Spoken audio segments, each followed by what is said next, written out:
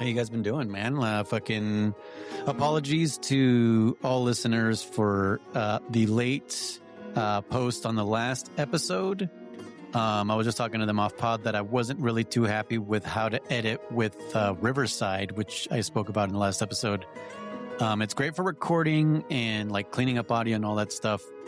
But the editing part of it, I just really wasn't too happy with it. So I just kind of grabbed they call it Magic Audio. So I grabbed the Magic Audio versions of our recordings, put them on my iPad and edited them there. And I was finally able to do it today before we recorded. So sorry for like the 2-week delay, everybody. I went out of town and the internet where I was dog shit. And so recording wasn't really too great of an option. I was kind of sketched out. I was like, if I cut off, like, sure, this will keep recording and everything, but I don't know. I just didn't want to deal with it. And so I figured, fuck it, let's just use this as kind of taking a little break. I missed you guys and everything, but I will admit it was a nice little vacation. So it was. Yeah, well, it gave, like you said too, I think it gave it a chance for a couple of our viewers to catch up. I struggled that week to catch up to get to the checkpoint. I will be honest. It took me until I think like late like mid Wednesday afternoon to get there, and I started on Monday, so I didn't like start right away or anything. But I started like Monday fairly early in the afternoon and played all day, and then all day Tuesday, and then like most of Wednesday. So there was part of me was like, am I going to make checkpoint? Like, am I going to do it? Like, I'll do my best. I'll do everything I can. But a couple of those dungeons were real rough. Yeah. But I made it, and then I guess Wardo made it earlier today. He's out visiting family and friends and stuff, so it makes sense that he's been not having as much time to play and everything. And then our other buddy Dan the man, was playing last week too. And I had gotten to checkpoint, so it was weird. I was able to help them kind of like give hints and stuff, which I'm not used to, and so he'd get to a certain point. I was like, oh, maybe try going a different way, or look around to see what else you can do, or little things like that, like not giving away the answer, but like little hints. And it was weird to be able to do that. Like, I'm not used to it, especially a game that I'm playing for the first time, and I need hints to get through. But it was interesting. We had a lot of fun, and it was a good time. So okay, well, I missed Society because I was in Gilroy, which is in the Bay Area of California. For those who don't know, just working. I just worked like 11 days straight, 8-hour days, which wasn't super bad. I did kind of feel it the last 2 or 3 days. I was kind of like, oh damn, I'm kind of starting to wear down. Like, it was kind of hard to get out of bed. But it was pretty fucking lonely. Like, I took my VR, like I took my controllers and stuff to play like on my phone, my tablet and stuff. And I just didn't like want to. It was weird. You know what I mean? Like all motivation was like gone. I was like, why don't I like, this is a perfect opportunity for me to play video games. Like, I'm by myself, but I'm like, my wife is nowhere near me. She doesn't need me to do anything. My son doesn't need me to do anything. But I'm just kind of like, is it the lack of audience? Kind of. I don't know. Maybe I don't know. I just because I'll be honest with you. That's sometimes one of my reasons I don't play is because I'm like, not that I need someone to watch me, right? But it's just like if I'm by myself, sometimes I'm like, I don't want to play. Like, there's no one to be like, oh shit, that was a cool move or nothing like, Yeah. Like, like, did it really happen? Even if I'm not streaming, even if it's just like say like my sister's here or even my nephew and he's all like, oh, what game are you playing? I'm like, oh, I'm playing Metal Gear or whatever. He's like, oh, that was cool or that. I'm like, yeah. And then when you're by yourself, I'm like, I don't know. I just don't want to play now. Yeah. Because sometimes that's what keeps me from playing. It's like, I mean, I have no reason not to play. My wife isn't home. My cats are chilling. I'm like, there's nothing pending, and I just can't sit down and play. And I'll just end up not doom scrolling, but YouTube. I'll just sit on YouTube and watch just random shit. I mean, stuff I like, obviously. Yeah. And then my day will go by, and I'm like, dude, I didn't do shit. I'm like, I didn't play, and so I get bummed out. But yeah, it was depressing, I guess, is probably what it was. Because I had all the time in the world, dude. 8-hour days instead of 10-hour days, right? So. Fucking nothing to do until I would fall asleep And I was still like, no, I don't want to touch any fucking video games. I did play obviously, but it was just like, like you had to force yourself. Yeah. It was, yeah, I don't know what the fucking, it was really weird. And then of course, I don't know if you can fucking hear it in my voice here and there, but whatever my son had, whatever sickness he had, I immediately got it day one on the drive to Gilroy. Nice. So yeah. And for some reason also like crazy heartburn from whatever I ate in the morning. So I have like, like that chest pain when you accidentally swallow a drink wrong and it's just like really painful going down. It was that for fucking 6 hours driving to Gilroy. I was like, dude, what the fuck? Like I had stopped by, gotten some Tums, like nothing was helping. Yeah. So that, and then as I'm getting closer and closer to Gilroy, like my head is hurting more and I'm like, what the fuck? Like what is what's happening? And yeah, it turns out, I don't know. I had some kind of throat infection or something.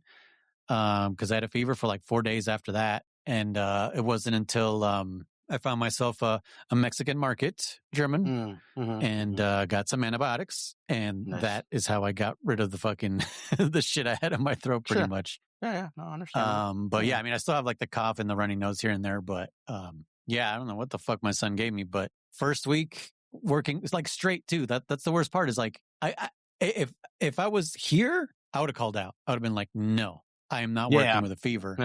But since I had volunteered to go work overtime over there, I'm over there to go help them. I'm like, dude, I can't fucking call out. I can't call out. I did on, I don't know what day. I think it was Monday. Tequila.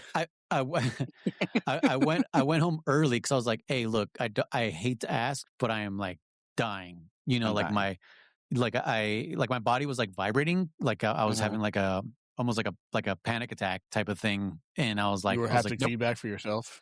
Yes, my own haptic feedback was on. Like when your controller just starts vibrating out of nowhere and you can't stop it from vibrating. When Psycho Mantis took over? It's like, yeah. He's like, put your controller on the ground.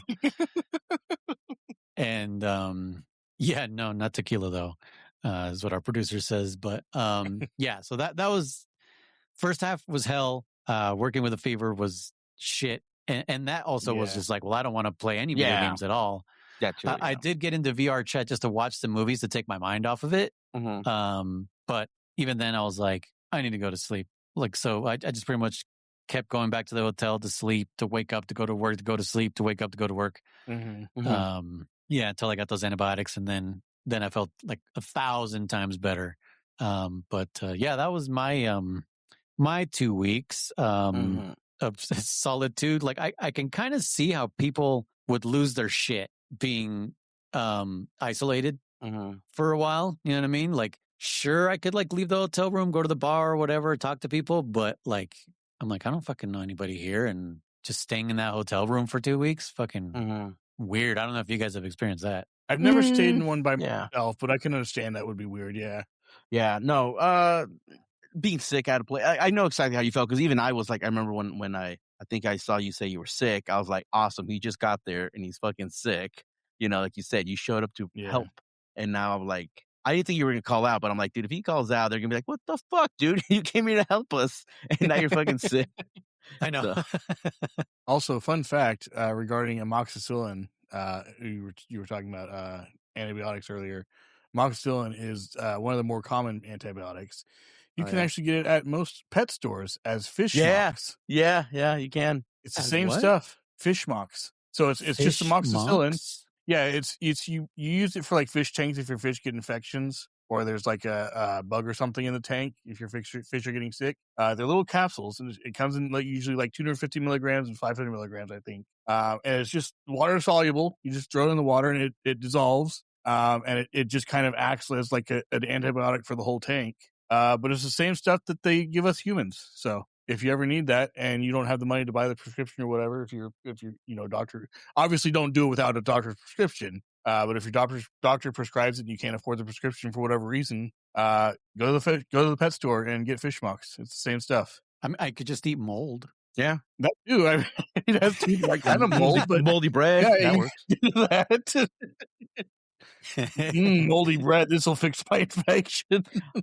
I told you guys. Remember, I had that story I said when I ate some fucking bread. I'm like, tastes interesting. And I fucking ate like 2 fucking pieces. And the dude's like, hey man, you're just moldy. I'm like, what? And I look at it, I'm like, this is fucking moldy. I'm like, God damn it. I'm like, well, it's penicillin. I'm like, we're fine. For some reason. Yeah. I'm like, hey, my throat's better now. God damn. Yeah, I was starting to feel sick, but then it just went away. Yeah. As I finished this moldy pizza.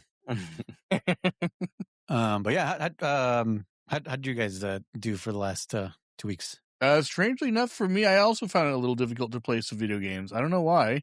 I don't know. I just once I got to the checkpoint and I helped Dan get to his checkpoint and everything. Wardo, of course, was visiting family and stuff, so I wasn't able to he wasn't able to stream, so I could help him or anything. And I don't know. Even with my VR and everything, I was like, I don't know. I just nothing's really motivating me to play a lot right now. So I kind of felt the same way. Huh? Did you play some VR? I did end up playing some VR. Actually, on the other day before yesterday, I tried. There's this thing called XR Workout or something. XR. Oh yeah. Extreme Workout or something like that. It's a boxing one, and I did a couple of. I did the intro one with a warm up and everything. I was like, okay, that wasn't too bad. And then I did a level 1 after that. And I was like, I'm actually not feeling too bad. I'm going to try for a harder one. And it goes based on levels 1 through 3. And I was like, you know what? I'm going to try level 3 one. Let's just to see what happens. It was 18 minutes long, and that was a mistake. Yeah. Considering it's been literal years since I've done any form of exercise at all, other than walking around and going to check mail and stuff like that. Yeah, I was hurting afterwards. My legs felt like Jello. And I remember I finally got to sit down, and of course, 5 minutes later, when I cast need something, it's like, of course. So get up, go take care of that, go sit down again. I get to relax. 5 minutes later, same cat, meow, meow, meow. It's oh my gosh, that happened 3 or 4 times. So it's do I not get a chance to rest? But by the end of the day, I was feeling a little bit better. I still feel it, I still feel the soreness and everything. But I'm not as bad off as I thought it would be. But yeah, it was a lot of fun. It was real interesting. So word. Yeah, I made that same mistake. I think I told you guys. Yeah, you did. Yeah. And then my wife, because I told her about it.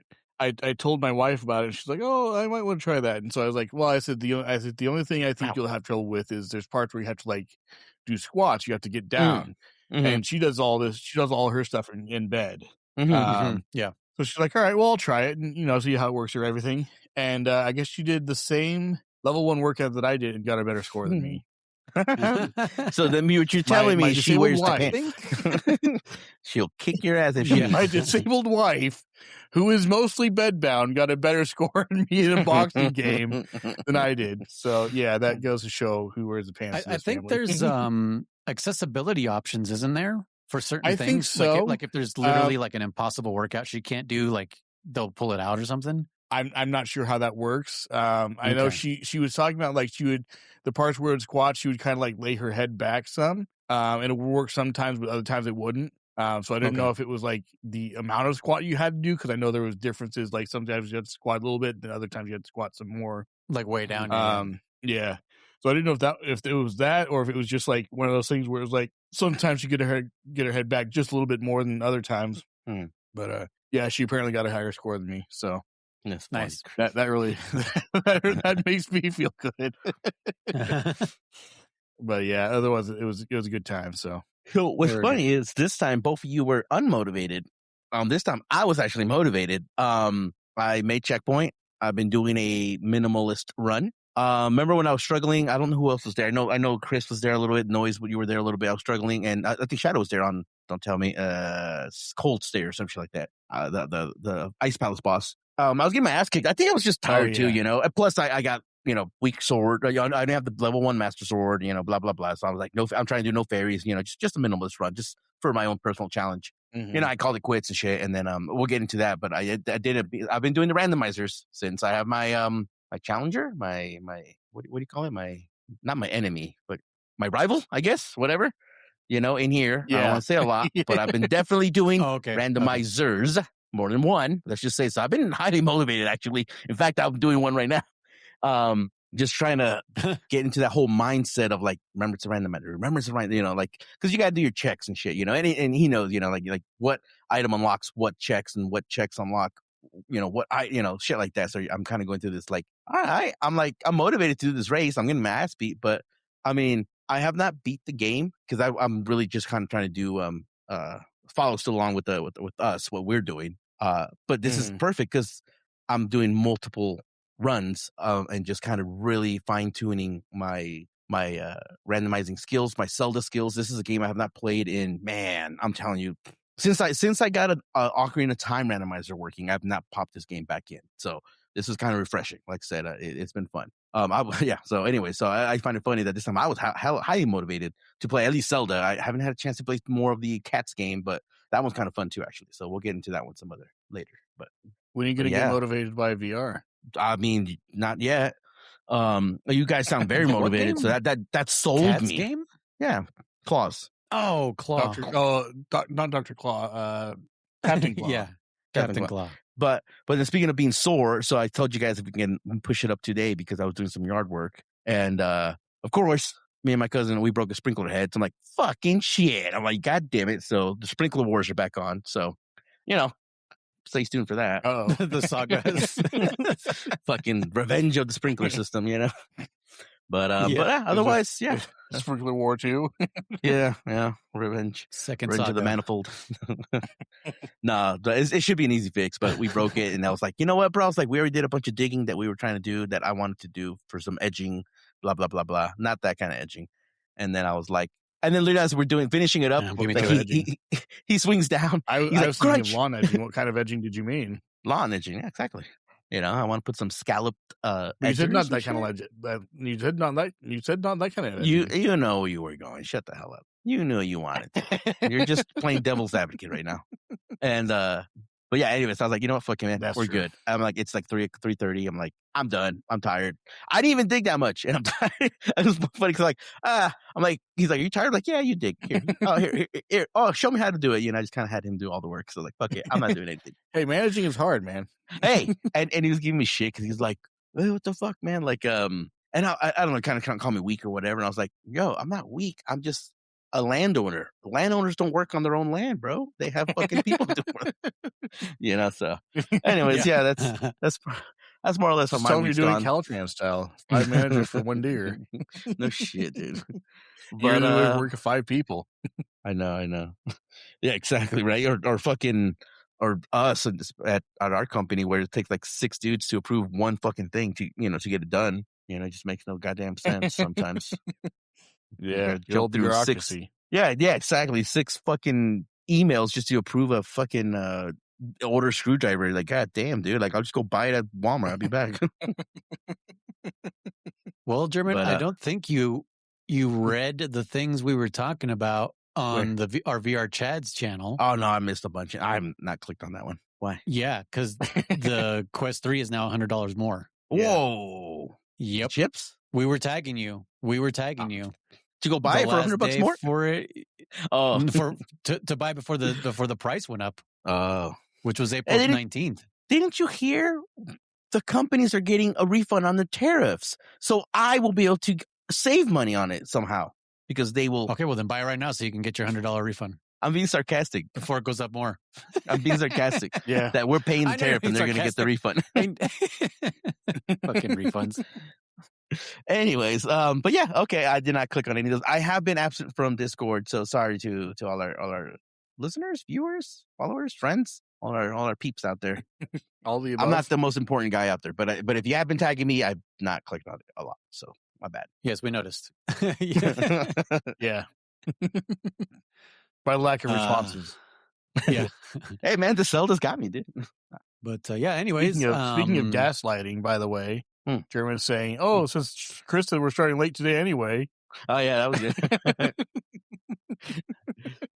I got my time. When I said maybe I was going to be late yesterday. That was yesterday. It's okay, man. Yeah. I told my wife about that. He's like, you said that yesterday, right? I was like, yeah. He's like, what is he talking about then? I was like, I don't know. He probably got the wrong timeline. I absolutely did. I thought it was today, man. I was like, well, Chris said we're going to be late, so fuck it. But anyways, I'm glad I did push it up because then I would have been rushing. So, and I would have probably broken more than one sprinkler. Yeah. So this worked out. Oh, all right. Word. Well, let's get into it then. Yeah. Let's get to it. Fucking Swamp Palace, or at least Path to Swamp Palace, right? Yeah. Well, technically, next in line is the forest, whatever that one's called, Skull Woods, isn't it? What? Shadowwood, no. Why? There was the Skull. Well, the Woods, things are numbered. Oh, Swamp Palace is number 2? Fuck, dude. Okay, never mind. Yeah, Swamp Palace is 2. I was like, what the fuck are you talking about? Maybe, you know what? It might be all the damn randomizers that 3, 4, 5 that I don't know anymore. Checkpointed, didn't we? Yeah, your randomizer's fucking up your timeline even more. Oh, they absolutely do. they absolutely, randomizers really fuck with you. So, okay, continue. I'll let you take the lead. It's okay. Wait, but we did Palaces 3, 4, 5, didn't we? Hookers? We did Palaces 3, 4, and 5, right? Oh no, we did 4 of them. You're right. 2, 3, 4, 5. Okay, you're right. Okay, never mind. Oh, okay. I get what you're saying with the numbers. I was like, what? Yeah. No, but yes, that's right. They're numbered on the map. Yeah. Yeah. 2, 3, 4, and 5. Yeah. So so Swamp Palace, Skull Woods, Gargoyle's Domain, and Ice Palace. Thieves Hideout. Yeah. So one thing that was annoying me here is you can't choose where you fucking start the game if you're in Dark World. Yeah.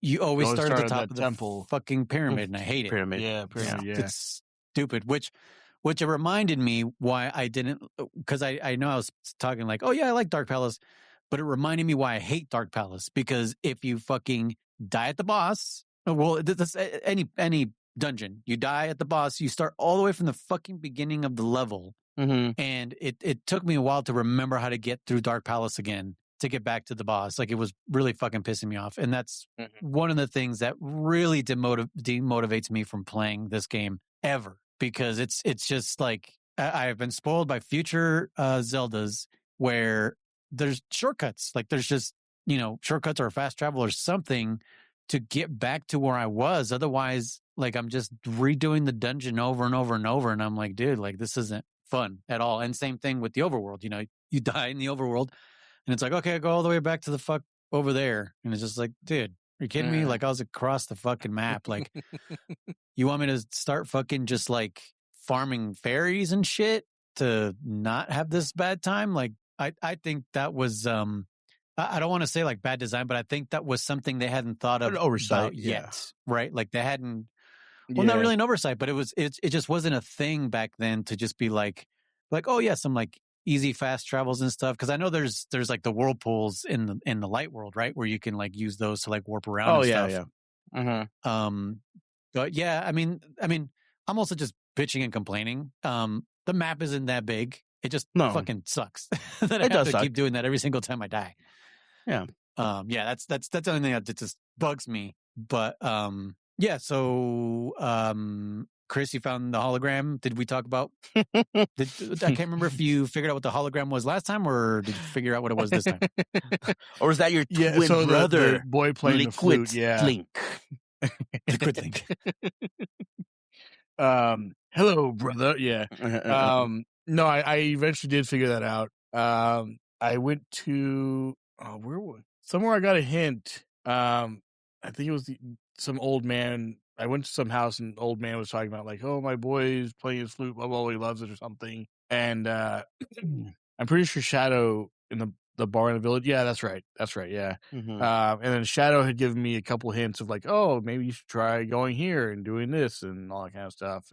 And so I went to, I remember the Dark World. I went to the same stump and I found some creature there and I talked to him. And he's like, oh yeah, I left my my flute in the overworld or the light world or whatever. Yeah. And he gave me a shovel to go dig it up. And he's like, oh, it's buried in some flowers near the stump. So I was like, okay. So I was like, I'm thinking like it's around that stump somewhere. So I'm digging like all around there. Everywhere there's a flower, I'm digging around and it wasn't there. And I was like, okay. So I went over to the right a little bit because there was like a small patch of flowers there. I dug over there and it took me a while to go up to the left to dig up there. And finally I found it and I was like, oh, okay, cool. I got it. And I went back to the Dark World again and I played it for him. And then dude turns into a tree. And I was like, what the hell? I thought I was going to fix him or something, or I don't know. But yeah, he's like, oh, you can keep it because you go talk to him or like something. He's like, oh, you can keep it. The only thing I ask is you play it for me one more time. And then he turned into a tree and I was like, oh, dang, that sucks. And so I'm thinking like, oh, this must affect something in the overworld, because this is linked to the past. So, go back to the future. And now there's a special thing here, the tree you can get or something. I don't know. You go back and it's still just a stump. Mm-hmm. So I was like, that's kind of anticlimactic and sucks, but whatever. And that's sucky. Yeah. Yeah. Sad too, but absolutely. But mostly sucky for my situation, I don't care about him as much, but whatever. To do. And then I was like, I just went around places and was playing it to see if stuff would happen. And I went to the town center area, like where that windmill, or not the windmill, the like wind. What do they call those? Wind. Holy like shit, where it tells you what direction it's pointing. Yeah, wind teller. Wind vane. Thingy. Thank you. Yeah. And I was like, maybe if I play it there, something will happen, and it'll change the direction of the wind, and that'll cause some event to occur. I don't know. Just want to check out, see what happens. Well, yeah, of course. So I played it there, and the thing broke open, and some bird flew out, and I was like, okay, that was weird. I didn't think to play it again after that. I was just like, this thing breaks open, and the bird flies out. I was like, okay, sure. You're like, now and what? Okay. I remember I was doing something, and I was on the map, and Shadow's like, oh, use your ocarina, use your flute. And I was like, okay, sure. And so I used it, and the bird came and picked me up. I was like, what the heck? What's happened? And it turned out it's like a fast travel, so that was kind of cool. Yeah. So, yeah, I found out about all that. I like that they call it a flute, even though it's clearly an ocarina, and obviously that doesn't come till later. So, yeah, no, so that was cool. I don't remember if I've used it since then for anything. I'm pretty sure I have, but I don't remember. Anyway, I mean, just for fast travel, as far as I can. So, yeah, all right. I eventually got that, and then I think that was after before or after the swamp dungeon. I don't remember. I can't remember when I got that. To get the swamp dungeon, you need bird. You need the bird. Oh, yeah, you're right. Okay. What? No, you don't.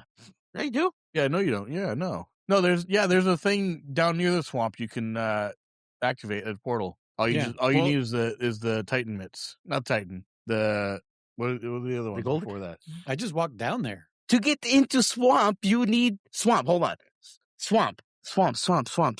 Yeah, fucking. I confuse swamp with Misery Mire. I always confuse swamp with Misery Mire. Sorry, continue. You're fine. Okay, because all you need is Yeah. No, I know. I always confuse those two. I don't know why. Yeah, it is the hammer. Because Misery Mire is more swampy in my opinion. But okay, I know what dungeon you're in. And I was like, the fuck? Okay, continue. So how'd you figure that out, Chris? To how to actually start that dungeon? Oh, I walked in there and there was nothing there, so I went down the ladder and up the other side, and it had one of those. Oh, can you hear me? The Kodak call things. Yeah, and so I was listening to that, and it was talking about how you need whatever happens in the overworld is mirrored over here. So I was like, oh, okay. And I had seen the only reason I knew about that was because I had seen German do it in his stream. Because I had gone in that room in the overworld, but I only got that chest. I didn't actually went further. Okay. In the further. So I only went to get that chest, and then you never actually moved the water before it went to Dark World? No. Oh my god! So you found a heart piece also then? Yes, yes, I did. So I went back to the overworld. Change the water, and then went back again and continued from there. But I remember this one gave me a bit of trouble, not too much. I think it was like I got to a point where I couldn't figure out where the large key was. I think pretty sure that was the issue. And those water sprites, whatever they are, those things that like will pop up from the water and then just like kind of zigzag across the screen. I wasn't a fan of those. The fish were okay. The fish? Yeah, the little they like pop out of the the walls and pipes shit on the top. Yeah. Grasshoppers. Those grasshoppers, I call them grasshoppers. They're water bugs. They have a lot of fucking life, in my opinion. Like it takes a good amount of swipes before they fucking die. But yeah, once, dog. Well, you have to have the Master Sword, don't you? Yeah, still takes I'm pretty sure I had the Master Sword. I only had the Master Sword by that. It takes point, like 2 or 3. So. Hookshot kills him in one shot, by the way. So you're talking about like the bugs, right? The little green ones, little green buggies. Yeah. You're talking about? Oh, those are. That's not in this dungeon, is it? Yeah, I'm pretty sure I only hit them once. I don't know. Because there are bugs that look like grasshoppers, but they're not they're not in water. You're talking about the water bugs, right? I'm talking about the water ones. Yeah. I felt they took a couple hits, but took 1 hit. No. Oh, Shadow says 2 hits. Okay. Oh, okay. Yeah, they weren't too much of an issue until you get to that one point where you're in like a little sewer area, and there's like 3 different areas to go up, and there's a current. And you have to go back to the right and up that ladder, and I think that's where the big key was. And then as you're coming back to get into the water again, they all gather right in front of the ladder, which you can't hit them from the land for some reason because you're above them. What, 2 inches? We have the high ground. We should be able to. There's clearly a ladder there for you to climb up to them, or to the ledge. So you're high ground. The ladder to help you get out. It's not. You're not climbing up. Because I think of it as those like the ladders they have at pools, right? Like at the deep end, like 6 foot. You don't climb up out of the pool. You just climb up to get out of the pool. True. As opposed to lifting yourself out of the pool. But if there was a child there at that ladder, you can swing a sword and hit the child. Oh, absolutely. That's what I'm saying. Why can't I hit these bugs from land with this ladder? You have to get in the water first. But they're right there, so you jump in and immediately take damage. And you can't use your sword in the water, so now you're screwed. Anyway, that part was not fun for me. But otherwise, it wasn't too bad. Did I feel like everything here was hitting fucking hard? Or just not too bad for me, no. Not like everything was taking 2 hearts for me. Not until some of the stuff was, I think. Once I got to like the 3rd dungeon, especially the 4th dungeon, like then everything, like stuff was doing like 3 or 4 hearts damage by that point. But yeah, dungeon 2, that one wasn't too bad for me. I don't think. Like I said, the only issue I really had was getting to that big key. Once I got that, it wasn't too bad. I don't remember who the boss of was. Was it that cat ghost thing? Cat ghost? With the 3 heads? Yeah, it's like a pumpkin head that looks like a cat. No. So this one, I don't know his name, but he reminds me of Petra. Petra from Zelda 1. Right, he's got all the little... hookshot. You used the hookshot. Yeah. Yeah, it reminded me of Noise. You would remember this. The thing from Metroid, the first boss. That brain thing. Remember Mother that? Brain? Is that what it was called? No. The first boss from Metroid? That's the end boss. Like the first end boss. Well, that's in Metroid. Yeah. Did I say Metroid? Yeah. Yeah. 100%. Oh, I meant what Master Blaster. Blaster Master. Blaster yeah. Master. Yes. Okay. Yeah, it kind of reminded me of that, in that it would they would circle around. Yeah. But yeah, it reminded me of that. But yeah, Metroid. I was like, I can kind of see. I mean, it looks like a Metroid. Yeah. No, Master Blaster. That's what I meant. Yeah, it kind of reminded me of that when it would have them circle around. But, really? Of that? Okay. Yeah, like I said, I always just think of Petra because that's what the Petras would do. Remember, they would just I see. Yeah. I can see that too. Yeah.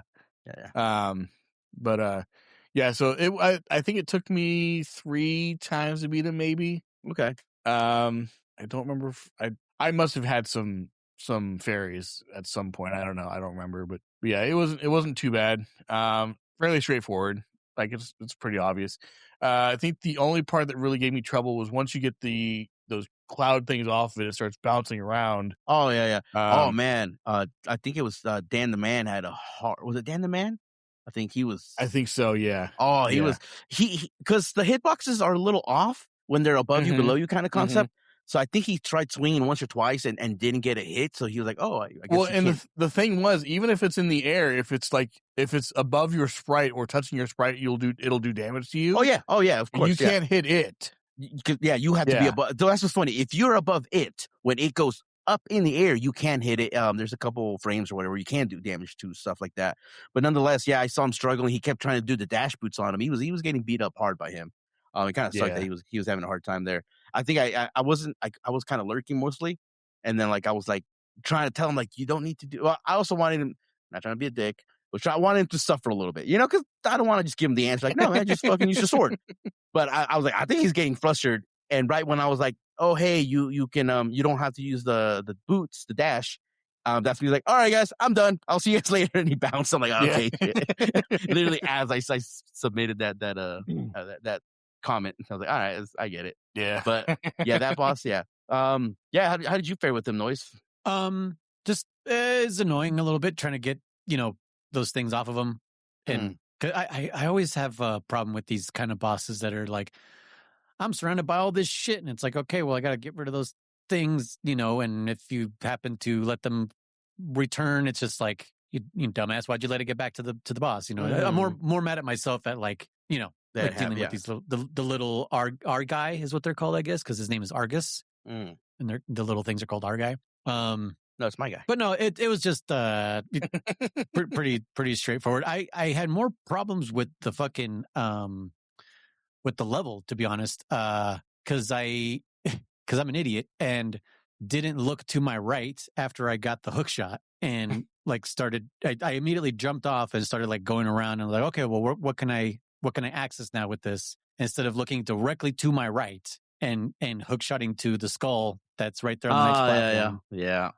And this I was like wandering around. Yeah, I'm like wandering around because I was like, oh, now I can access north, and I go north, and I'm like, oh, I need a key. Where's this fucking key? And if I would have just gone right, I would have gotten the fucking key. But no, I was wandering around for like another 30 minutes looking for this stupid key. Now that you mentioned it, Noise, I did want to bring that up. Was that my first randomizer run that I was doing? I got a little lost. Not lost. I thought I know I can't be soft locked, so I was just like, oh, there must be whatever. I was like, just move on. And because I completely forgot that keys can be found underneath just a random pot in a corner, or right. Obviously an enemy can have it. So when I was going through my run, I was like, kill enemies. And I know certain pots will have switches and shit like that. Some of that stuff's embedded in my brain, but I did skip like a few pots that had fucking keys in them. So I was like, oh, well, I was able to beat the dungeon, so those locked rooms must not have anything based on the randomizer programming that they had. That chest contains the key for its own door, so it's useless. Like, all right, move on. And but anyways, yeah, that key in that dungeon, and there's a couple other keys that you can miss them. You can end up wasting a bunch of time, like you said, if you just don't pick up every fucking pot. Yeah. At least that's what I feel like. Like, you definitely, it forces you to pick up all the pots. Like Zelda 1 forced you to kill all the enemies in the room to see if you got the compass or if one of them had a key. Well, no. None. The only ones that had keys were Stalfos, if I remember correctly, and you could see them in their bellies, right? Maybe a Gibdo would have a key, but you could see it. And this one is like, you can't see if they hold a key. You just got to kill every enemy and see if one of them drops a key. Mm-hmm. So when I was going through, there was one dungeon, I don't remember which one, but it might have been the Ice Palace, where I'd gotten the large key at some point, and I tried going through like a regular locked door and it wouldn't let me. Am I wrong in that in either Zelda 1 or 2, if you got the big key? Oh, no, Zelda 2 didn't have big keys, did it? It just had keys. The first time. And it had the magic key at the end, which could open any door. In Zelda 1, couldn't you, if you had the big key, couldn't you go through regular doors, or did you have to have regular keys for that in the dungeon? Hold on. I missed what you said again. There was no big keys. It was just key. In Zelda 1? Yeah. Yeah. This is the only one that has big key. This is the first one that has big key. First one, yeah. Okay. Then I must have been gaslighting myself. Okay. Because I thought for sure in Zelda 1 or 2, that once you got the big key, you could open any door, but you could only open I think you're just remembering small doors with the small keys. That key at the end of Zelda 2. Okay. Yeah, I think that's what you're magic key could open anything. Yeah. Okay. Zelda. That might have been what threw me off. Okay. Because there was one point where I got the big key, and I remember I was like, I saw a locked door. I was like, oh, I have the big key. I don't have to worry about it. It was like, nope, you can't unlock this. You don't have the right key. And I was like, what the fuck? I got the big key. What do you mean I can't unlock it? Yeah. So I was gaslighting myself. Okay. Did any of you guys use the ice rod on this guy? Fire ice rod? No, I don't have it. Which I just realized. Me use items? Who do you think I am? A decent gamer?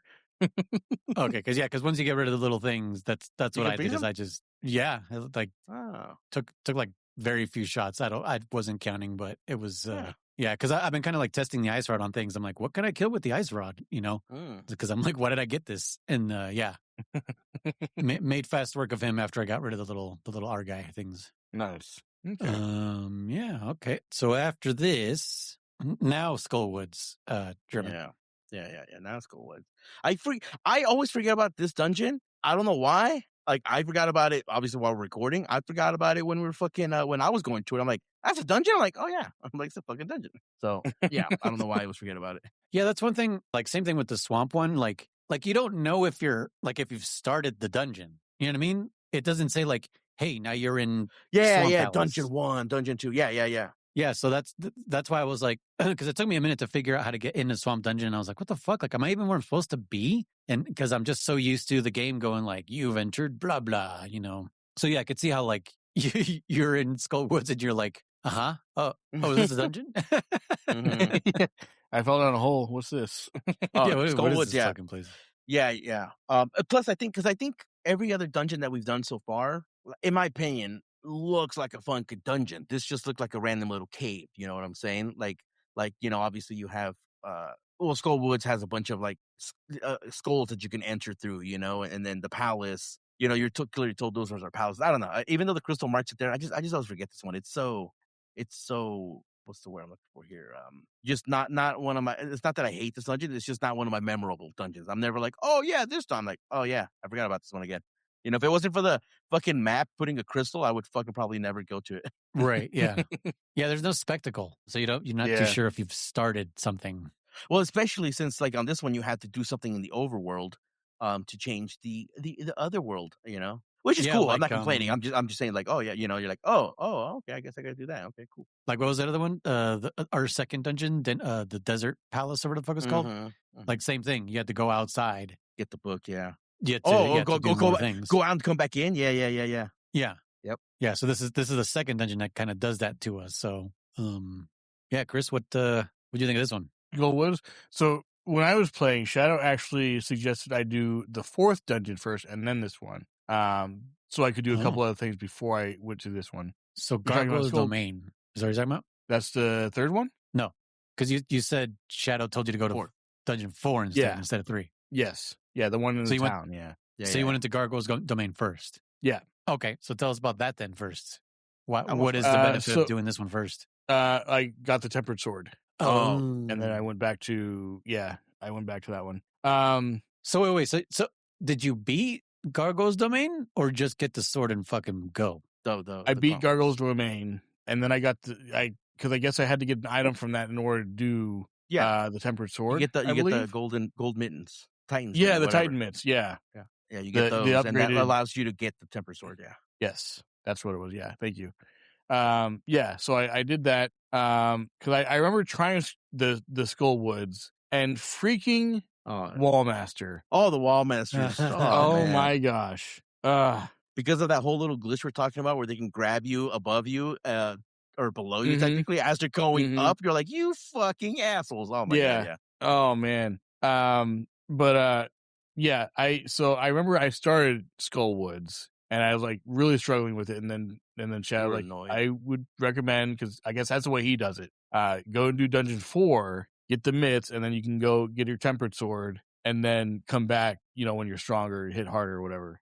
So I did that. So yeah, I did the what was it, the Gargoyle's Domain? Okay. So yeah, I went and did that one first. Because I got a pretty decent ways through the Skull Dungeon before I went and did that. So I went back in and did Gargoyle's Domain, and I'm trying to figure out like how to open this because I see there's bars there. So I'm like, okay, maybe the flute. So I played the flute, and that didn't do anything. And I was like, maybe I have to run into it. So I did that, and I was like, okay, maybe I use a bomb. So I tried that, and I was trying a bunch of different things, and I tried pushing it and like all this different stuff, and I'm like, I'm not sure what I'm supposed to do. And so then I was like, I remember I had grabbed it, and for some reason I was like holding back on the joystick, and I don't know what prompted me to do this. I have no idea. I just started doing it, and I saw him like doing the little thing, and I did that for like a second, and then it broke, and it. I was like, you would get a little sound effect. Are you kidding me? Pulling, yeah. You're gonna. And so I was like, oh, that's what it was. So I don't remember what prompted me to do that. It was just like try everything, I guess, Mm-hmm. I must have tried a dozen things. I probably tried some of the rods. I know I tried the bombs. Like I said, I tried running into it. I tried the flute. I tried going to the overworld to see if anything would change there. I tried a few different things, and it was finally I was like pull on it, and I was like, okay, that worked, I guess. I don't remember this dungeon very well. Okay, I'll tell you this is the first one you see these little dinosaurs, like blue and purple, like bipedal dinosaurs. No, like lizard people almost. No? Okay, they're like dressed up like knights, but they're dinosaurs. Is what you're saying? Yeah. Like what are they? What the fuck would they be? Lizalfos? Are these Lizalfos? I was about to say, are they Lizalfos? I'm not picturing them for some reason. I don't know what they look like. Like basically just picture them as like the guards. They have like a mohawk, like a white mohawk, or like even like they have like their little Spartan brush and like a dinosaur face. The horse enemies? I guess. Oh, maybe. I think they're horses. German horses. Now that he says that, they do look like fucking horses. What are they called? I don't know. I'm looking them up now. No, let's see. They're called Zazaks. Hey, bro, it's Zach. Zaki. Saraki. Chris is lost. Oh yeah, okay, those things, right? Okay, I could not remember what this dungeon looked like or anything. Yes, okay, I do remember those. Yeah, because there's the blue ones. This is like that just walk around, and then the red ones the that Hyrule shoot the Castle fire. ripoff is kind of what I think of it, because it's like you're in Hyrule Castle. Yeah, it is. Yeah. This one also has a lot, and I mean a lot of what do you call it? Not mode 7, but like where you're above or below, like 3-dimensional, if you will, right? Where you walk underneath, like some of the platforms or whatever, Yeah. Like there's actually and tunnels, basically. Yeah. There's actually a whole section where, like, I remember when my first time ever playing this game, like I'm like, there's nowhere else to go, because underneath it, if you go up, you'll transition to the next screen. I'm like, how the fuck, as a kid, how the fuck was I supposed to know that I could go up through there? But you're supposed to know, I guess. This was a dungeon. This not the swamp one, but this was a dungeon where I had the big key, and I got to the end, and there was one more door to unlock, and I was like, oh, I can get through there, and I was like, nope, you can't.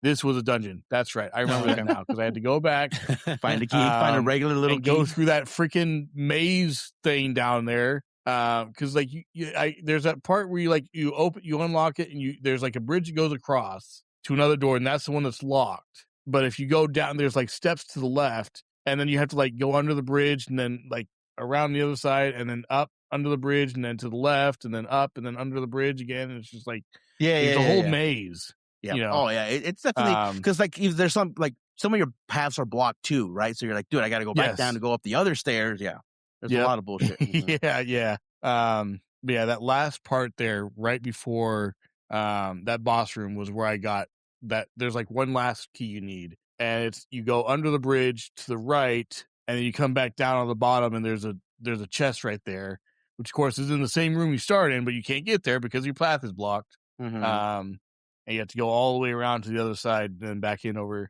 And that's where the last key is to get through that door. And I had to go all the way over there to get that key, and then all the way back and then cross that bridge to open that door. So those horse guys weren't too bad. Whatever the Zaks or whatever they're called. Zazaks, yeah. The ones that kind of bugged me were those like fire snake things. Oh yeah, Mario boss. Mario the other one. Yeah. Mario like boss. That's what they are, really. Fire worms. Because there's that the first area you walk in, and like you go. Was it the first area? Maybe it might have been the top right. They're called winders. I think it was the top right. Yeah, where you like walk in, and you like go up the stairs, and you have to come back down and up and around to the right. Make like a G shape, I guess. No, backwards G. Sorry. Right? Yeah. No, it's never mind. It's forward G. I don't know what I'm talking about. I'm gaslighting myself again. Just look at your keyboard. But there's like one block there, and like it spawns in that area and comes down, and like you can only go through one side. So there's one side is blocked, and the other side is like open. You have to go through there. And like half the time I would go through there, it would be right there, right away. But the other half of the time, it wouldn't. So I didn't know what to expect whenever I was going through there. And sometimes it would just appear right there in front of me and it hit me. Other times I'd be fine. So they do have like an erratic path because it was the same thing in that previous dungeon we were just talking about, the swamp one. They were annoying me there also. On top of dealing with fucking everything else. Fuck else was in there. I mean, there was those like jumping Stalfos, but like something else was in the room with jellyfish, jelly things. Yeah, jellyfish. Yeah, and I'm like, dude, like that's one thing that again bothers me of these top-down fucking Zeldas, because the first Zelda did the same fucking thing where it was just like, hey, let's just bombard you with just as many enemies as we can and different types of enemies that all move differently, and this one's doing the same fucking thing, and it's annoying the shit. Or that require different items to be constantly switching items, right? You're like, these ones like you have to use the hammer for it. Let me buzz out the hammer. Oh, these ones require a fucking bomb. Let me buzz out the bomb real quick. Or I mean, once you get the hook shot, it helps you with those jellyfish. The hook shot is king in this fucking game for sure. God, that helps so much. Oh yeah, because remember Noise, I was playing and I was like, before I had hook shot, I was like, dude, the boomerang sucks, dude. You're like, stop using it. I'm like, I know, but I'm like, I don't have the hook shot yet, dude. I'm like, the boomerang sucks in this game. It's not the same as it is in like the other ones. What were you saying that, Chris? Yeah, so those whatever they were, the Zezaks weren't too bad for me. No. There'd be a couple times where I'd be walking around and like there's part where you have to go under the bridge to transition to the area next area or whatever. And one would just like fire at me, and I would go through, and everything pauses during the transition, and it would had just fired at me just before, and then as soon as I'm on the other side, boom, you take damage. Like, really? I was gonna say, these guys aren't hard. It's more that like this is the first time we see them. They look pretty scary as an enemy. You would think they would be more of a challenge than just walk around like retards and like idiots. And the pink ones are the ones that shoot fireballs at you. The other ones don't do anything, right? And even then, like half the time, they're not even shooting like directly at you. It's just like in your general direction. Yeah, exactly, right. Like they can be on a completely different X or Y axis from you where you are, and like, oh, he's in that general direction. Haha! Shoot. Oh, I missed. Shoot, yeah. You just stand still and he doesn't hit you. This dungeon also has a lot of what's the word I'm looking for here? Those conveyor belts. No, well, yeah, the magic, the things that turn you back into a bunny. Right? Oh, yeah. Those star things. Yeah. Those were kind of annoying, but they're not terrible. They're not terrible, but it is like a little annoying. You're like, dude, like get the fuck off me, because you can't do anything to them. There's, as far as I know, there's no way to like stop them in their tracks. You just got to either run away from them or just take the hit and move on. Because you're like, whatever, I'm a bunny. All right, just move on. Yeah. And then this dungeon. That's right. The boss. The boss for me was hard to figure out because I got to the bottom. I got to the like dungeon area, and it's got the princess like, oh, I'm the princess of light, blah blah blah, and I was like, bullshit, you're not the princess of light because she's being held captive, The princess of light. I was like, okay, Princess Zelda is being held captive. Well, no, because the other ones are in those crystals. What are they? They're just maidens. They're maidens. Maidens, yeah, that's what I meant. Yeah. Said she was one of the maidens, and oh, please rescue me, and I was like, I'm not buying it, but all right, whatever. And so she's like, please lead me out of here. So I was like, okay. Yeah. So it took me a little while. I finally got her to the front, and you get to the front door before she says, no, not this way. I'm about to turn around and smack the bitch. I was like, you're telling me now? Not this way?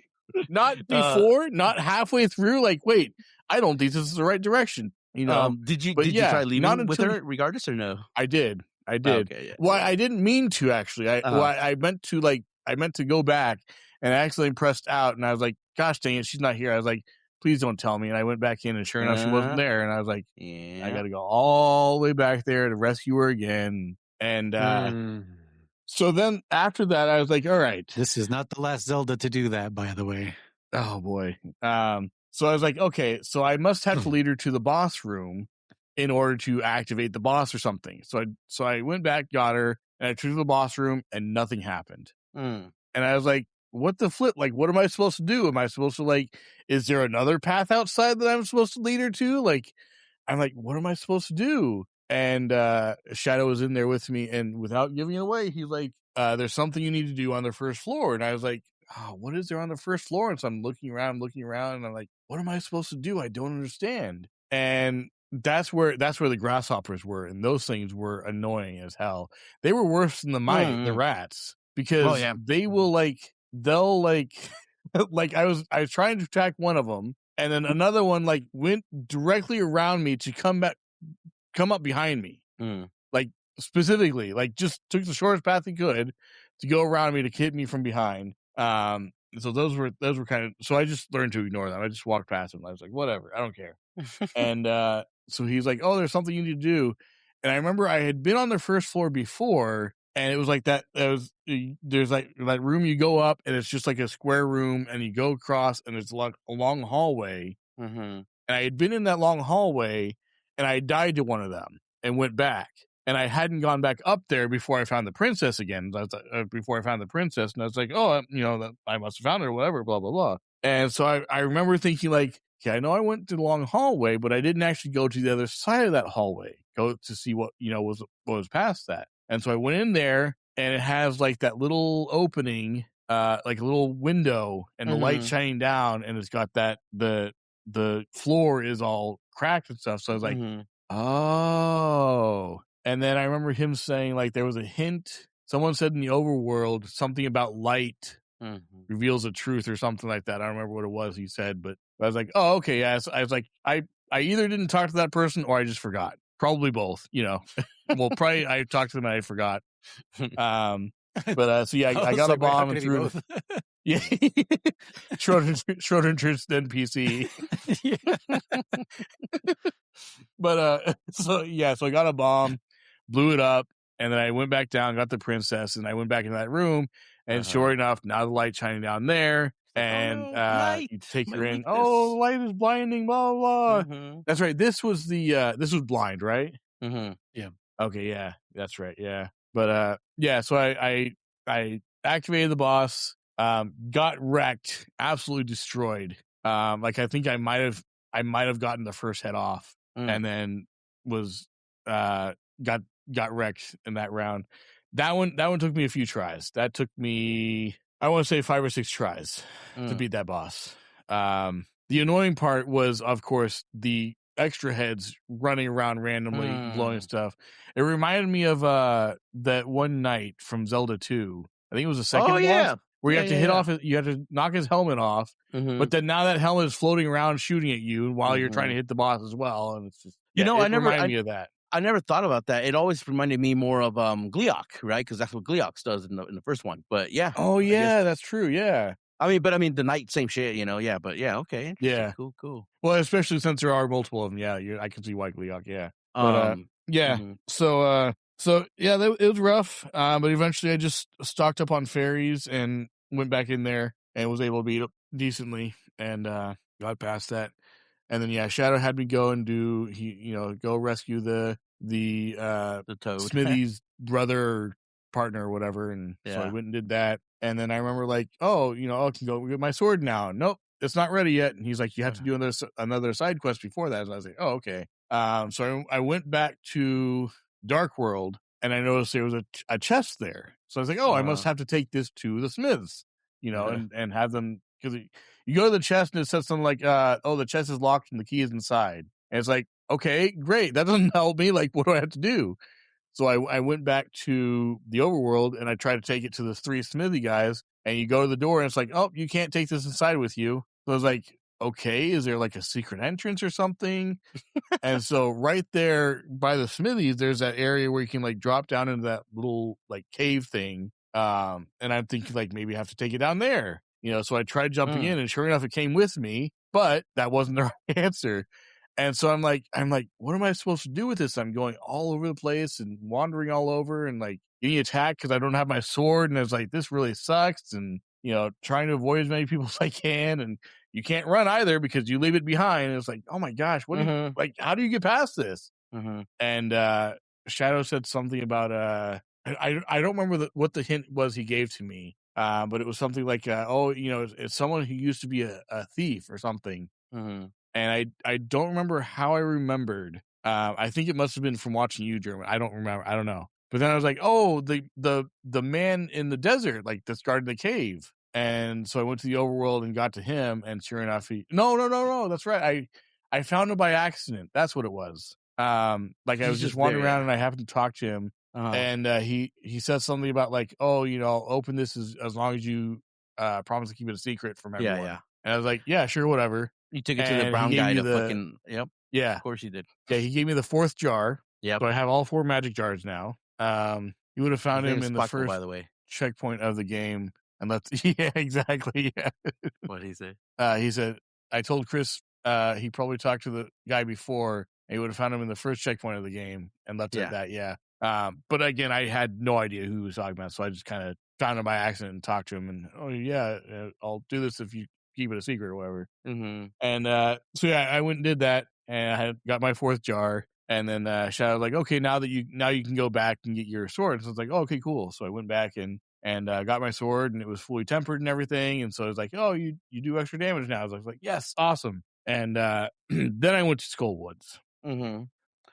So I don't know if you want me to talk about that now. If you guys would, I said, I don't know if you guys want to talk about Skull Woods now, or if you want to. Yeah, I'm down to talk about Skull Woods in a minute here. But I just want to say, so now that Shadow's here, I don't remember. I mean, I've always known I've done that treasure chest, but I don't know exactly what triggers them to give you your sword back. Is it just time, or it can't be the chest, right? It could be something else. I think it's just he was saying that you have to do that checkpoint in order to get the chest back.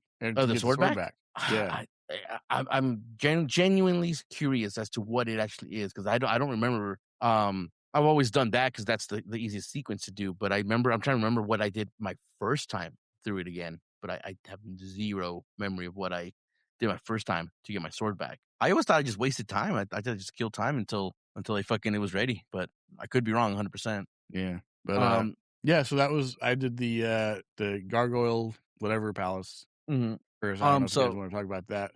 Well, I didn't want to say that, like, I'd already kind of, I don't know, I'm pretty sure it just wasn't me, but I'd already planted that seed of doubt in you when I said, like, that Zelda was going to be evil or some shit. The maiden was going to be evil. I don't know if you remember that. Oh, Chris. Yeah. Yeah, because I was like, I was like, oh, what if one of the maidens is evil? Chris like, no, shut up, whatever. And I was like, okay, we'll see.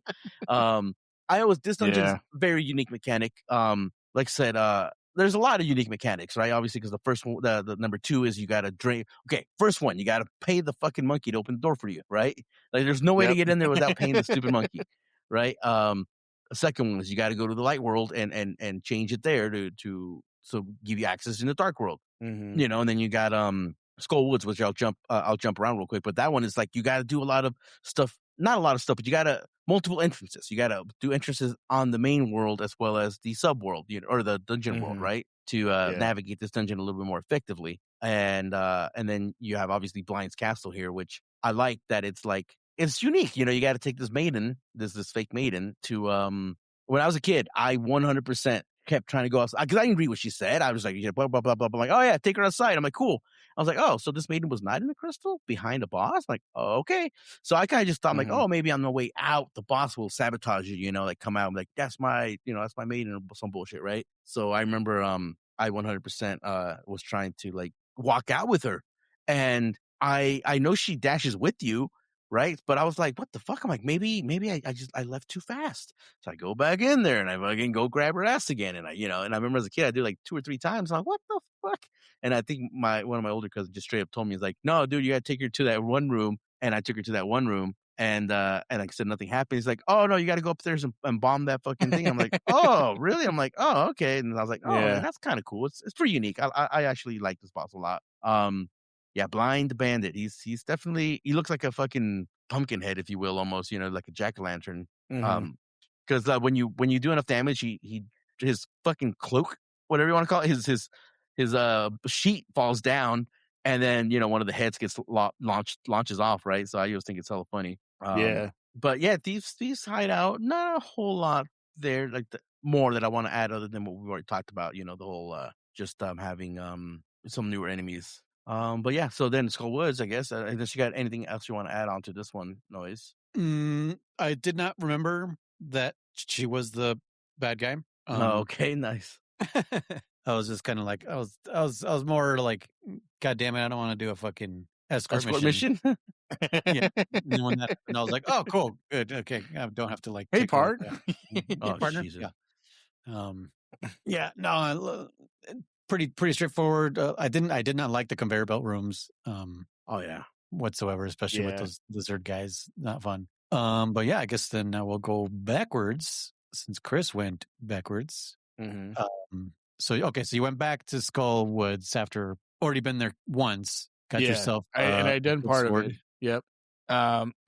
Yeah, and then it turns out I was like, what? Because the place I was having the most trouble is where you have to move the statue onto the switch, but you have to pull it on behind you, otherwise you can't get through that door. That's where I was having the most trouble with Wallmaster. And then I learned, at least for me, I don't know if it works for everyone, because I had Dan try it and it did not work for him. So I don't know if it was just me or if I was just lucky or what. As long as you keep pulling while Wallmaster appears, you won't get captured. Okay, so it's like you got iframes while holding something. Yeah. Well, I think it's you move just enough. I think so, right. While you're pulling it or pushing it, that he doesn't hit you. Okay. Because what I would do, I would usually panic and I would hear the sound or see the shadow or whatever, and like, oh crap, and I would stop pushing and then try to go the other way. Well, you have that animation of he has to turn around and then start moving, and in that amount of time, I would usually get captured. Okay. So that was really starting to frustrate me. And that's when Shadow was like, okay, try going to, the next one first, get that over with, get your tempered sword and everything so you're stronger, and then come back and do this one. Because this one also had those mummy guys. Yep, get those. Oh yeah! Holy crap, they took a lot of hits. Oh yeah, they absolutely. It was like 8, 10, or 12 hits or something. It was a lot. It was so many hits to kill them, and I was one room away from getting the big key and then going back to be able to get the dungeon item. Yeah, so I eventually got through there, got the big key, and went and got the dungeon item, which is the fire rod. And I was like, oh, this is pretty cool. Okay. And I remember like going through like, okay, what am I supposed to use this on? What is the dungeon? I'm thinking like this has to unlock something or do something or whatever. And I remember I tried it on. Yeah. And it kills him in one hit. And I was like, yes, love this. And so I kept doing that. And then I got to that one room where you had to light the 4 things in order to progress. And I didn't realize it was on a timer. And I had gone through and I used the fire rod to light all of them for some reason. And I was like, okay, whatever. I'll, light yeah, why not? You have fucking new fire. Yeah, I forgot about the lantern, Use like a third the magic. I mean, you have to use a fire one on the third one anyway, or the fourth one, because it's got that thing in the way. It's got that gap. But yeah, so I did that, and so it unlocked, and oh, cool. I was about to walk through, and it closed on me again. I was like, what the hell? What is that? And so I went back and did it again, and the same thing happened. And it shuts on me. It's like, what the fuck? And I ran out of magic. Oh yeah. And I was so angry. I was like, no, you gotta be kidding me. And so I had to backtrack and kill some enemies that, get those little tiny bottles to refill again. And then I went back, and I didn't even think about this before. Those skulls, the pots, have magic under them. I didn't even try that. So I was like, I should have done that, but whatever, And so eventually I was like, okay, it's on a timer. I need to do this quick. So I killed everything first, and then did all those and got through. Yeah. Yeah. So that was quite a bit of fun. I like this dungeon because I hate this dungeon, but my favorite part of this dungeon is that like I said, you have to go in and out multiple entrances and exits. And once you get your fire rod, then you go to like the final entrance, if you will, where, first of all, that entrance is like 100% like a Contra boss, dude. If you look at that shit noise, that shit looks Contra, right? It looks like a giant bug, yeah. Yeah, just like a monster, right? But you light his stogie, man. I love the fact that he's got a big old stogie. You're like, smoke up, bitch. But it's definitely the coolest entrance. Smoke up, Johnny. So that surprisingly was not difficult for me to figure out. I think only because I had gotten so used to you use a dungeon item to access the boss or like find new things. And so I see this big thing, and the first thing I tried was the what do you call it, the lantern, and that didn't do anything. So I was like, all right, maybe it's I tried like a bomb and stuff like that too, and it didn't work. And then I was like, oh, the fire rod, right? So I tried the fire rod, and of course it burns up and everything, which makes no sense because it looks like it's a skeleton. And skeletons aren't exactly known for being flammable. So what, I thought you were going to say, and we all know skeletons don't like fire. So, Yeah. So, but it being magic fire, maybe that's what it was. I don't know. Yeah. It is a magic fire rod, right? So, yeah. So I did that, and it, burns the whole thing. And I was like, okay, cool. So that's where it is. And, because it shows you the map. I got the map of the dungeon and then the compass and everything. So it shows you where it is, but it's like, here's all this map. And up in the left, there's this little area over here that's not connected to anything else. Yep. And I think the only reason I found that area or even thought of that area was because that's where the blinking little like thing is for the dungeon. So blinking thing. The only reason I went up that area in the first place was like, this crystal. seems odd. What? Is that what we're talking about? The crystal, Chris? Yeah. That's what it was. Yeah, crystal. Yeah, thank you. Yeah, so I burned that, and then I went through and got to the boss, and this guy was who was it? Oh, Mothra. Mothra. Yeah, Mothman. Yeah. I absolutely hated this fight. You did tell us my this was God. the worst one by far. You said, "Yep." Just everything's moving. He's moving. He's firing 3 beams at you. Those spikes are going everywhere, changing directions constantly. Oh my God. Our pets' heads are falling off. It's like left, right, up, down, and when it does it, it moves even the spikes. Yeah, it's fucking down, plus. Oh man. Yeah, it's an annoying boss for sure. It was so annoying for me. And I remember watching Dan when he got here too, and I was like, "You're not gonna like this. This is not gonna be fun." And sure enough, I think on his first try, I think he beat it it the first day he was playing. Not his first try. Took him a few times, but he did better than me at dodging a lot of those spikes and stuff. But when that moth is flying around and firing those beams at you, it's so annoying because there's so many things to keep track of, and I cannot do that. I cannot keep track of more than like 1 or 2 things at a time. If the moth was still in the center and it was just those spikes flying around, I might be able to handle that. Yeah, but because the moth is flying around, shooting 3 beams everywhere, and the spikes are all going in different directions, I was like, how can anyone do this? What the hell? Like, I don't understand. This is the epitome of what I hate about top-down Zeldas. Yeah. Like I said, it's too much going on. Yeah. But eventually, I just loaded up on fairies. I was like, I got 4 bottles now. I'm gonna get all fairies. I'm gonna load up on those. And I remember, like, I tried to go in there with as much magic as I could. But I didn't like. I don't think I was full when I went in there, and so I only hit the moth like 2 or 3 times with the fire. And after that, I was like, screw it, I'm just gonna start swinging my sword. If I win, I win. If not, I'm just gonna start over. I have to go collect fairies again, all that kind of stuff. But it is what it is. I think I had 1 fairy left, and I finally beat him with the sword. I was just swinging. I was just like, nope. I'm not even gonna move. The sword, the stage will move me for me. I'm just gonna stand still. Whatever hits me.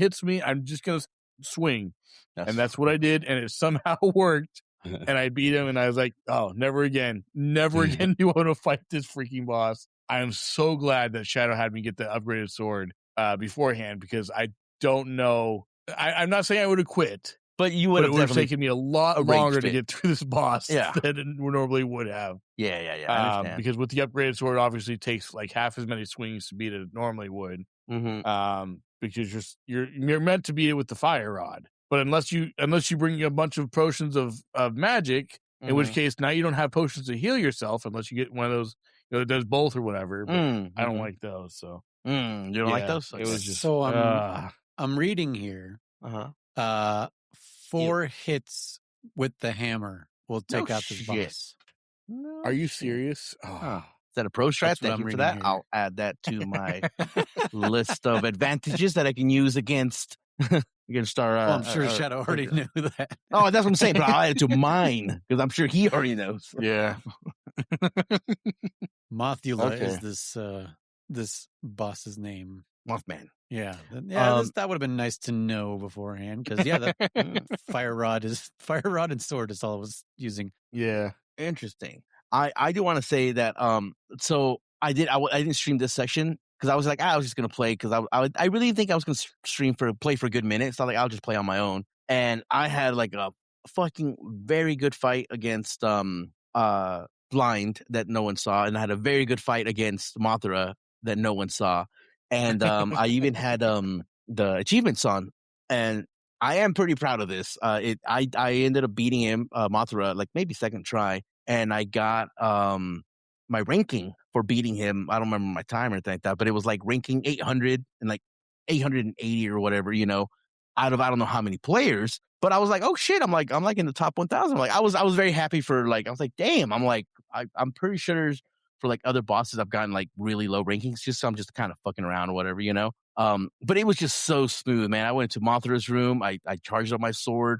I did a spin attack, a spin attack, a spin attack. I mean, they were lining up with me. Where I was like, I only got hit like once or twice. Like, holy shit, that was the cleanest fucking fight I've ever had on this guy without even trying. And like I said, I mean, again, for me, I'll take it. I don't know if you can find out how many people have attempted that challenge. Noise, do you know on the achievements? The retro achievements? I think you have to go to the website, like retro achievements. And okay. Yeah. But I was like, hey, I'm 100, man. I'll take it. I'm fucking happy with that. Does it give percentages like it does for the PlayStation? I mean, it does. Well, I haven't checked. Because the percentage is usually based on what percentage of people have played the game have gotten this one.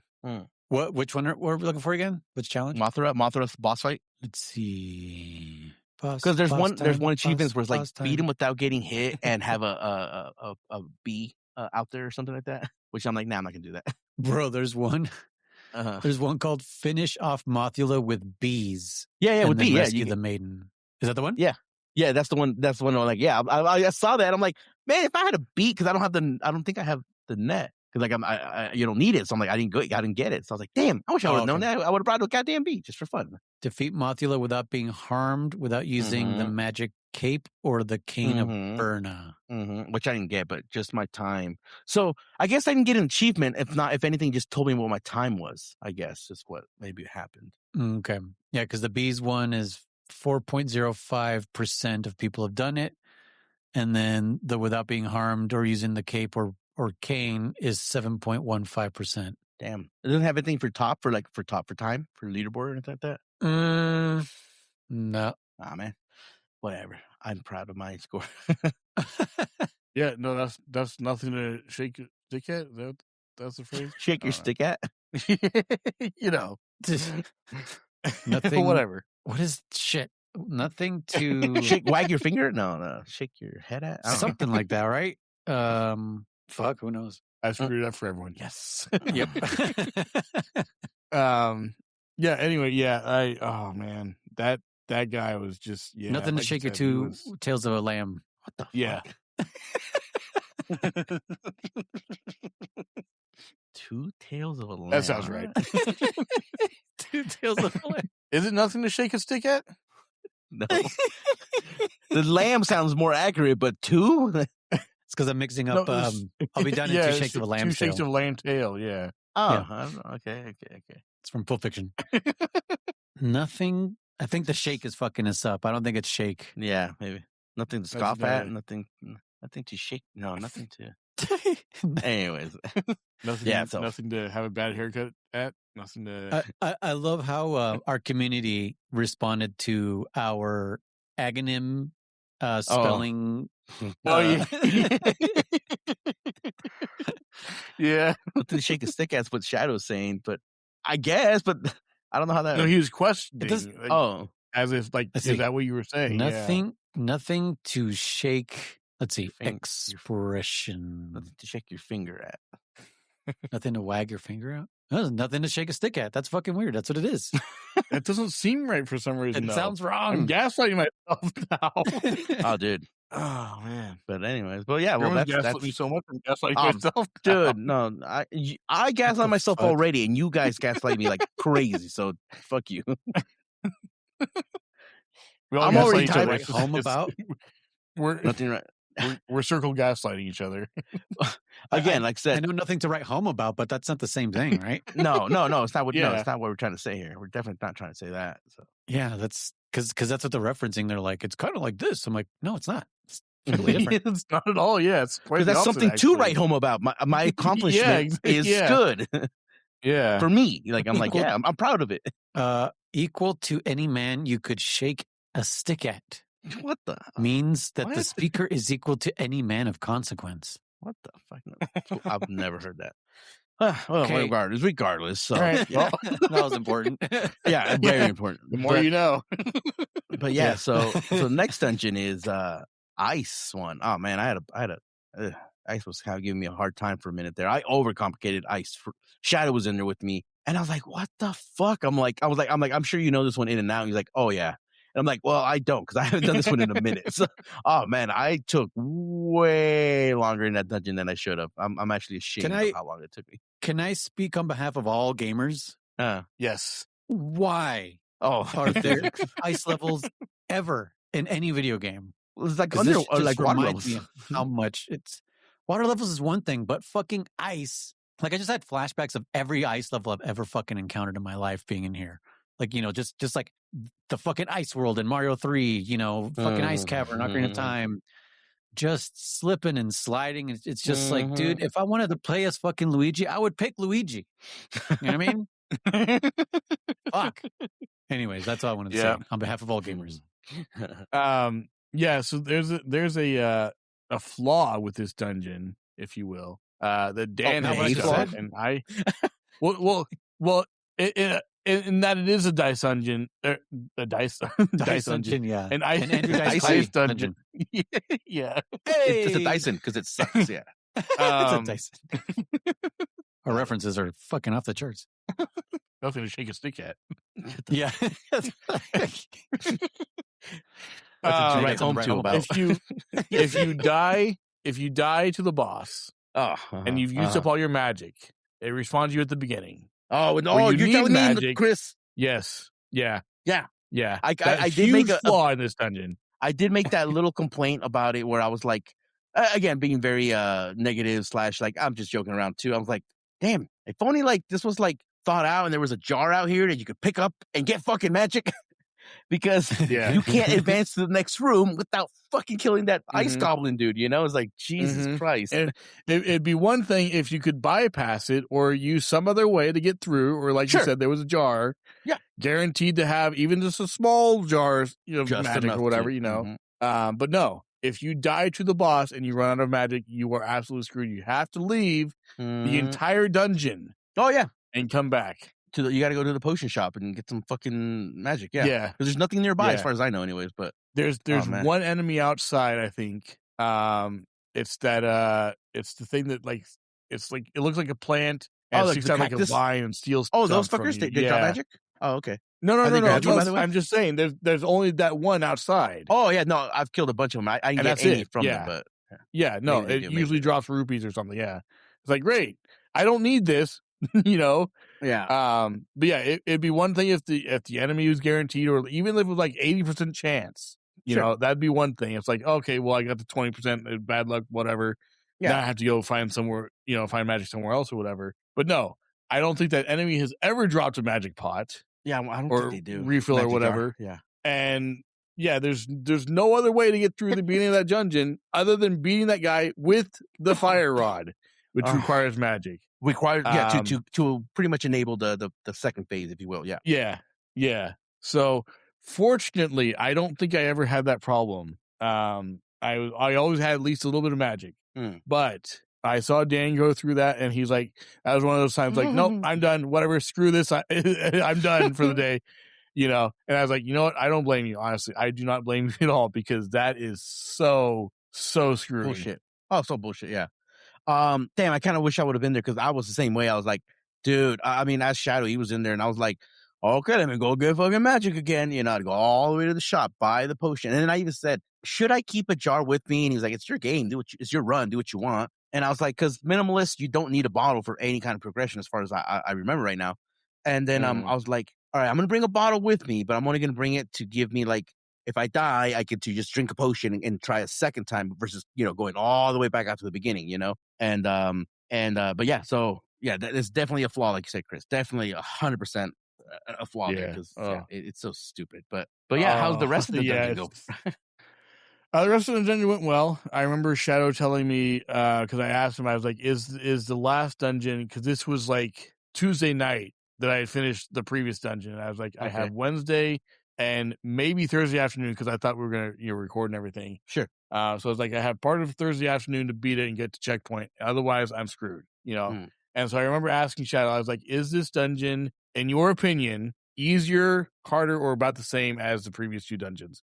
He's like, he says, boss-wise, I think it's easier. He says, it's more complex. I was like, complex like maze-like? Or I know, or puzzle? I was like, or is it complex like you have to try to figure out certain like specific things or whatever? He's like, more maze-like. I was like, okay, I can handle that. That's fine, I said, as long as it's not like, as long as I don't have to deal with the freaking, my main thing was Wallmaster.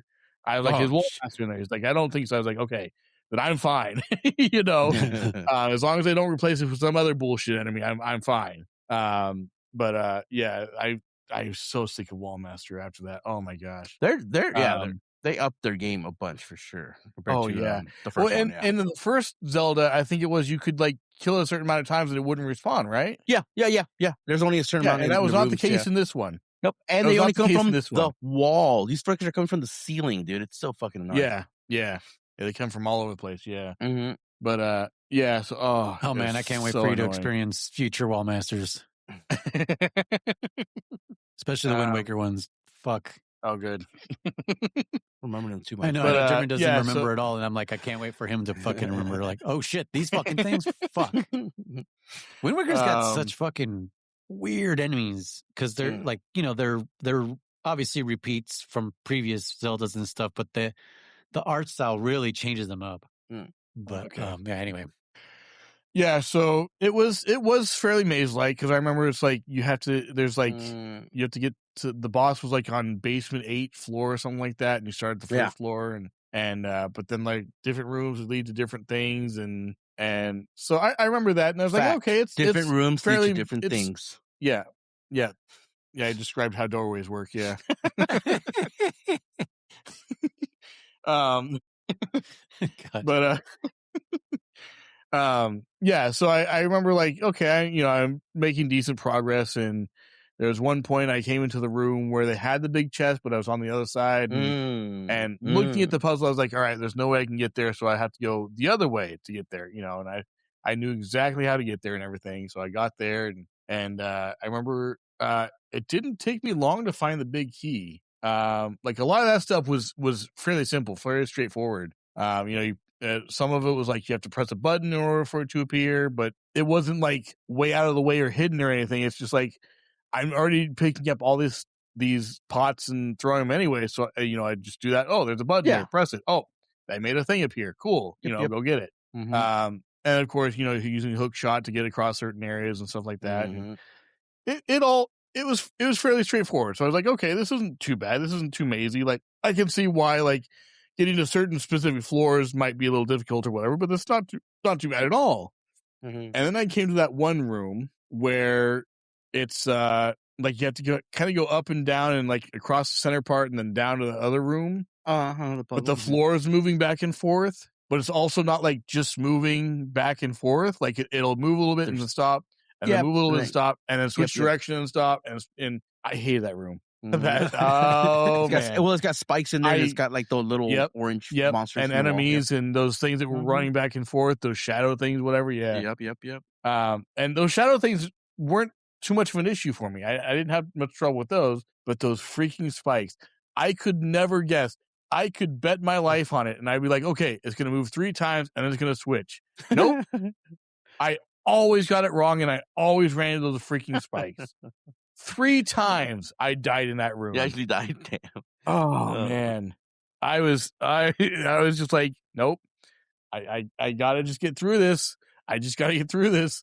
So I remember in one run I had killed that one of those that boss in the beginning there. You had to kill him to get the key, and I killed him, but then I died.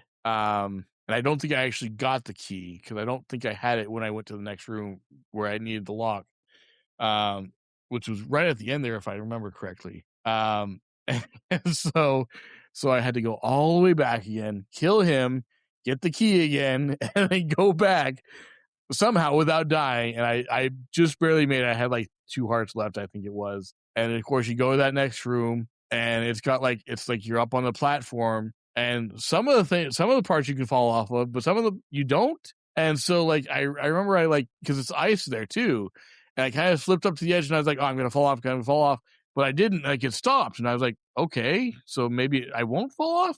And so it has that fire wheel thing in there too, and you have to get past that. Mm-hmm. And of course, one time I got hit by the fire wheel, which pushed me, which knocked me off. So there's 1 heart down. Now I'm down to 1 heart, and then I was going through, and I was like, okay, I gotta go through here, through here. Okay, now run. And I fell off the edge and I died. And I was like, well, that's enough for today. You're like, I'm done. But I was like, no, that's all right. I was like, it's fine. Just cool off for a minute. Just take some time. I got up and I walked into the kitchen, got us something to drink, took a couple sips, came back, sat down. I was like, all right, let's just focus. Let's get it done. So I had a fairy or something. I think that brought me back, and so I had 7 hearts, and I was like, all right, I can do it. It's fine. I got through, and and continued the dungeon and everything. But yeah, after doing that room that first few times, it got a little bit easier for me. There was a couple times I got through only getting hit once or twice, and that was probably my best. So you didn't. The puzzle element didn't really get you, because it got me hard, bro. I struggled for a while. Not in the beginning. Okay, that end part where you have to open that door to get to the boss room, or to go down to get to the boss room. Yeah. Okay. That's what got me. Yeah. And I'm thinking in the beginning, oh, this isn't so bad. This isn't so much of a maze. Even though I would die and go back to the beginning, it's oh yeah, I go here, go down this way, go to the left here, go down to the right, blah, blah, blah, and everything. You get back to where I was, and it's oh yeah, that was easy. That's not a problem. And at the end there, where you have to have, you have to come from the room where the big chest is, but the blue squares have to be down. Yeah. That's what got me all tripped up. Yeah. Oh, yeah. Because you have to go from the left side and push that lower left one down. Yeah, and you're like, how the fuck do I do that? Yeah, and I remember I pushed the one on the lower right down, and I was like, oh yeah, that's easy. And it was up one and over one from where I was supposed to be. Yep. And I'm thinking oh, this is ice. I can just push it, right? Nope, you can only still push it one thing. Only one. Yeah. Interesting. Yeah. I was like, how does that make any sense? Is there a lock on here that's stopping it from being pushed anymore? Dude, the friction, it welded to the floor. It welded to the ice? That makes sense. The friction, yeah. Well, the friction would create more water on the surface of the ice, which would make it easier to But then it melted. So it melts the ice and then turns to water and then remelts it. I mean, it refreezes. Yeah, don't you know that? You've never done that? No, because that's not how that works. Water will refreeze, right? Yeah, it will, I'm sure. Yeah, but right? If there's friction, that ice is going to melt again. But you only make friction once. When you push it that one time, you melted the ice. That's how physics works. Sorry, you only get friction once, otherwise it's frictionless. No. Okay, check this out. No, this is science. It works. The block fell on top. Okay, please explain to me. Okay, so it's just sitting there. You pushed it one spot over, creating friction. It fell, by the way. It fell. It fell, but it's still sitting on top. Yeah. Okay, it's fine. It hasn't melted. It's just sitting on top. Once you pushed it once, you create friction, which melts a thin layer of ice that then, because the whole ice palace is cold as fuck, refreezes. Now it's frozen to the floor. You can't move it. Okay, but what was it on before you pushed it? What was it on? Ice? Just the ground. Yes. Ice. What ground? No, because you push it and there's ice there. So not just the ground. No, it was on ice. Yeah. So your logic is flawed. No, it's on ice, but it's not fucking melted to the ice. Get what I'm saying? What do you mean? Get an ice cube. Grab an ice cube. Grab two fucking separate ice cubes, separate ones. Yeah. Hold them in your hand so they start melting a little bit, and then put them on top of each other. They will fucking melt together. But not immediately. If it's cold enough, it fucking will. You've never been inside of a freezer, walking. I have. Like I'm just saying that, like to kind of up the ante here. Illustrate.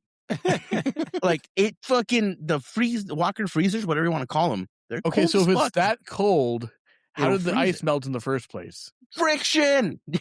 Then why won't it melt with more friction? Because it's already stuck to the floor. Noise. Please tell me you understand what I'm telling them. I understand what you're saying. I think it's the words you're using that are fucking you up. Okay. Because I think what you're trying to say. Yes, you're tripping yourself up. So what you're saying is, like, let's for example say the whole floor is ice, right? The whole floor is ice, and there's a big ice cube that you have to move, right? Okay. So if you were to knock it loose, I think because you keep saying friction, that's what Chris is holding on to. If you knock that ice block loose, then it becomes free to move about the room. Once that block of ice stops moving, it now has an opportunity to fuse again to whatever floor it was kind of stuck to beforehand. Is that what you're trying to say, Durbin? Kind of, except the fact that it was never stuck to begin with because it fell from the ceiling, remember? So it was never stuck to begin with. It fell from a different room. It was never part of that room. So I never unbonked it. I never... Well, either way... Okay, I think I understand. Okay. Either way, the once something stops moving, it, especially in a very insanely cold environment, now it has the opportunity to freeze onto whatever it's currently touching. Yeah, is what you're saying, right? Yeah. So even if it came from the ceiling and now it's stuck to the floor, now it's stuck to the floor. Originally, it was loose. It's not really. Yeah, I don't think it's like melting. I think it's fusing, just because it's that cold that it's. I get what you're saying. Like the small layer of ice has become is soft enough that it latches onto whatever it's on now, right? I think I understand now too. Okay, so what you're saying is the water that melts during the friction when you first push it freezes, causing the stone to fuse to the ice. Is that what you're saying? Yes, to the floor. Yes, yeah, to the new formed ice. Yes. Yeah. Just say yes. Okay. Yes. By the way, Shadow's telling us that you can use... That kind of makes sense. I still call bullshit. I'm just saying how the science works. They thought about this. Nintendo thought about this, man. They planned it out. So I saw this comment earlier. Our producer said this earlier, and I forgot I had this fucking medallion because I was going to bring it up earlier because I found it before I got to Swamp Palace. I don't know when you guys found this medallion or if you found it, Chris. I did find it, yeah. Okay. But after. I hadn't found a use for it, really, except just kind of randomly using it, and I did not think about using it for the first phase of Cold Stare over here, which is kind of cool. So I did have it. That's one of the few items that picked up. Yeah, I think so. That was one of the few dungeons that I got, items that I got. And I was like, oh wait, I'm trying to do a minimalist run, so I had it, but I didn't want to use it. I was like, nah, I'm not going to use it. But which again, once I took the time out and I came back to that dungeon, I fucking did it like first try, like flawless. Like, god damn, dude, I couldn't have done that yesterday. I was so pissed. Okay, so now we've established, and he's saying it uses less magic, also. So then that way uses you can... it uses like a third of your gauge, I think, or a quarter or something. Compared to how many times you have to use the fire rod. Yeah, too. If you don't have half magic, do you have one full bar? Yep, one full bar. Absolutely, Chris. Do you have half magic? Yeah, Chris? one full bar in order to melt the ice around him. Huh? Yeah. Do you have half magic? Half magic. What's that? Oh, okay, never mind. Then I don't know. Step. No, it's ice. It's I never knew my real magic, so I had a step magic. No, I don't have a half magic. I'm not sure what that even means. So, but I did do after I beat the palace. I did do some exploring. I know what you're talking about. Yes, we'll talk about that later. Okay. Yeah, but anyway, yeah. So it took me a long time to figure that out and like where to go and everything in order to have the right sequence of events. That the right things were, the right things were down. The blue ones were down. The purple ones, whatever. So I could move that bottom left one down in order to open that. I felt so bad because I had beaten this and I was helping Dan get through it. And I was like, oh, I think you're supposed to go this way and then go this way. And everywhere I told him to go was the wrong way. And I was like, maybe go this way. He's like, sir, are you gaslighting me? Are you doing this intentionally? Oh, and I was man. like, you know what? Hang on. I'm going to look up a thing for you. So I ended up looking a walkthrough or whatever. Walkthrough for him. And he got to the boss and ended up dying. And again, lost all his magic and was respawned at the beginning and nothing you can do. And he's like, all right, I'm done for the day. I was like, I don't blame you. I don't blame you. He's like, come back tomorrow, the next day or whatever when you're ready. And go from there. And I blame you, Chris. I remember it didn't help that you too. Absolutely. Yeah, you fucking misguided him. Yeah, he's leading the wrong way. Yeah. The blind leading the blind. Yeah. Well, it's really a case of the blind leading the sight. It's just not knowing. And anyway, but so he came back the next day, and I told him I would be there to help him out if he needed to, but he ended up being it by himself and got through and everything, and I got to his stream I think like an hour or so after he had started, and I was like, oh, did you already beat the palace? He's like, yeah, I did, and he went back and just got some extra magic potions and made his way through and ended up being the boss without too much trouble. This boss wasn't too bad for me when I finally got to him. I remember trying to dodge those icicles and everything. Yeah, the fall down. Yep. During the first round, I felt like I was moving way more than I needed to, if that makes sense. Like I was like overcompensating. I was way too active on like moving around way too much versus the little bit that I needed to, because they would fall down and they always broke in the same 4 directions, up, down, left, right. It's not like it would change or anything, or they would like go towards you, right? I could have sworn they could also go in a crisscross, like, but I could be wrong too. Yeah, but regardless, Anyway, I kind of felt like I was moving around too much. So like my second trying the boss, I remember like, okay, just don't move as much. And I was able to get to the second phase much faster that way. And then I remember. Obviously by the time you beat the first phase you're out of magic, so I was like, all right, I hope sword works or something, because I'm out of magic and I don't want to backtrack, get a bunch of potions and come back again, Oh man, can you imagine if you needed also pretty sure I had all that would have been bad. I had all 4 jars full of fairies, I'm pretty sure at that point. So I remember fighting him, and I think it was my second try that I beat him. It might have been first try, either that or it was like a fairy brought me back once and I beat him, where I technically died, but then, had the fairy bring me back or whatever. This boss was considerably easier than, especially Mothra, but even the other one too. So blind. So it wasn't too bad. Well, how many medallions do you have, Chris? Nothing too noticeable. It was interesting. Huh? I was just asking how many medallions do you have? I was just curious. Oh, right now I have all 3. Oh, cool. Nice. Yeah. But that was not until after this dungeon that I had those. Okay. Because I got to checkpoint, and then like I was excited, like, oh, it's just in time, whatever, because it was, like I said, it was like late Wednesday afternoon, and I was like, oh, cool, we record tomorrow, and then the next day we record that podcast, and we'll get our next checkpoint, and I'll go from there. And we postponed, and I was like, oh, cool, well, it gives me some time to like really explore and look around and like just kind of go everywhere, see what I can find or whatever. Yeah. And I remember I had found one of the medallions. I saw where it was based on a description, because Dan had got it before me. He's like, oh, it's in the desert, and you talk to this little green tablet thing, and that's where it is. And I was like, oh, I see where it is, I just can't figure out how to get there. And so it took me a while to figure out how to get there, and when I finally did, I got that medallion, which I think was the storm one. No, it's got like Bumbles. A lightning bolt. I believe the one you get from the desert. Is it? Okay. Yeah, the desert one is Bumbles. Yeah. Oh, the storm was one that I found by accident, I think. No, the earthquake one. That's right. Yeah, because I was in the dark world, and you go to that, like, there's a circle of rocks, and there's a sign that says like, don't throw anything in here, or it's cursed or something like that. I don't remember exactly what it said, or if it's someone that says that, but yeah. So Shadow pointed that out to me, like, oh, have you tried throwing your stuff in there? And I was like, oh yeah, I should try that. And so I remember I threw like a bomb in there or something, and nothing happened. And bombs don't like okay. Some other stuff. I don't remember what I tried.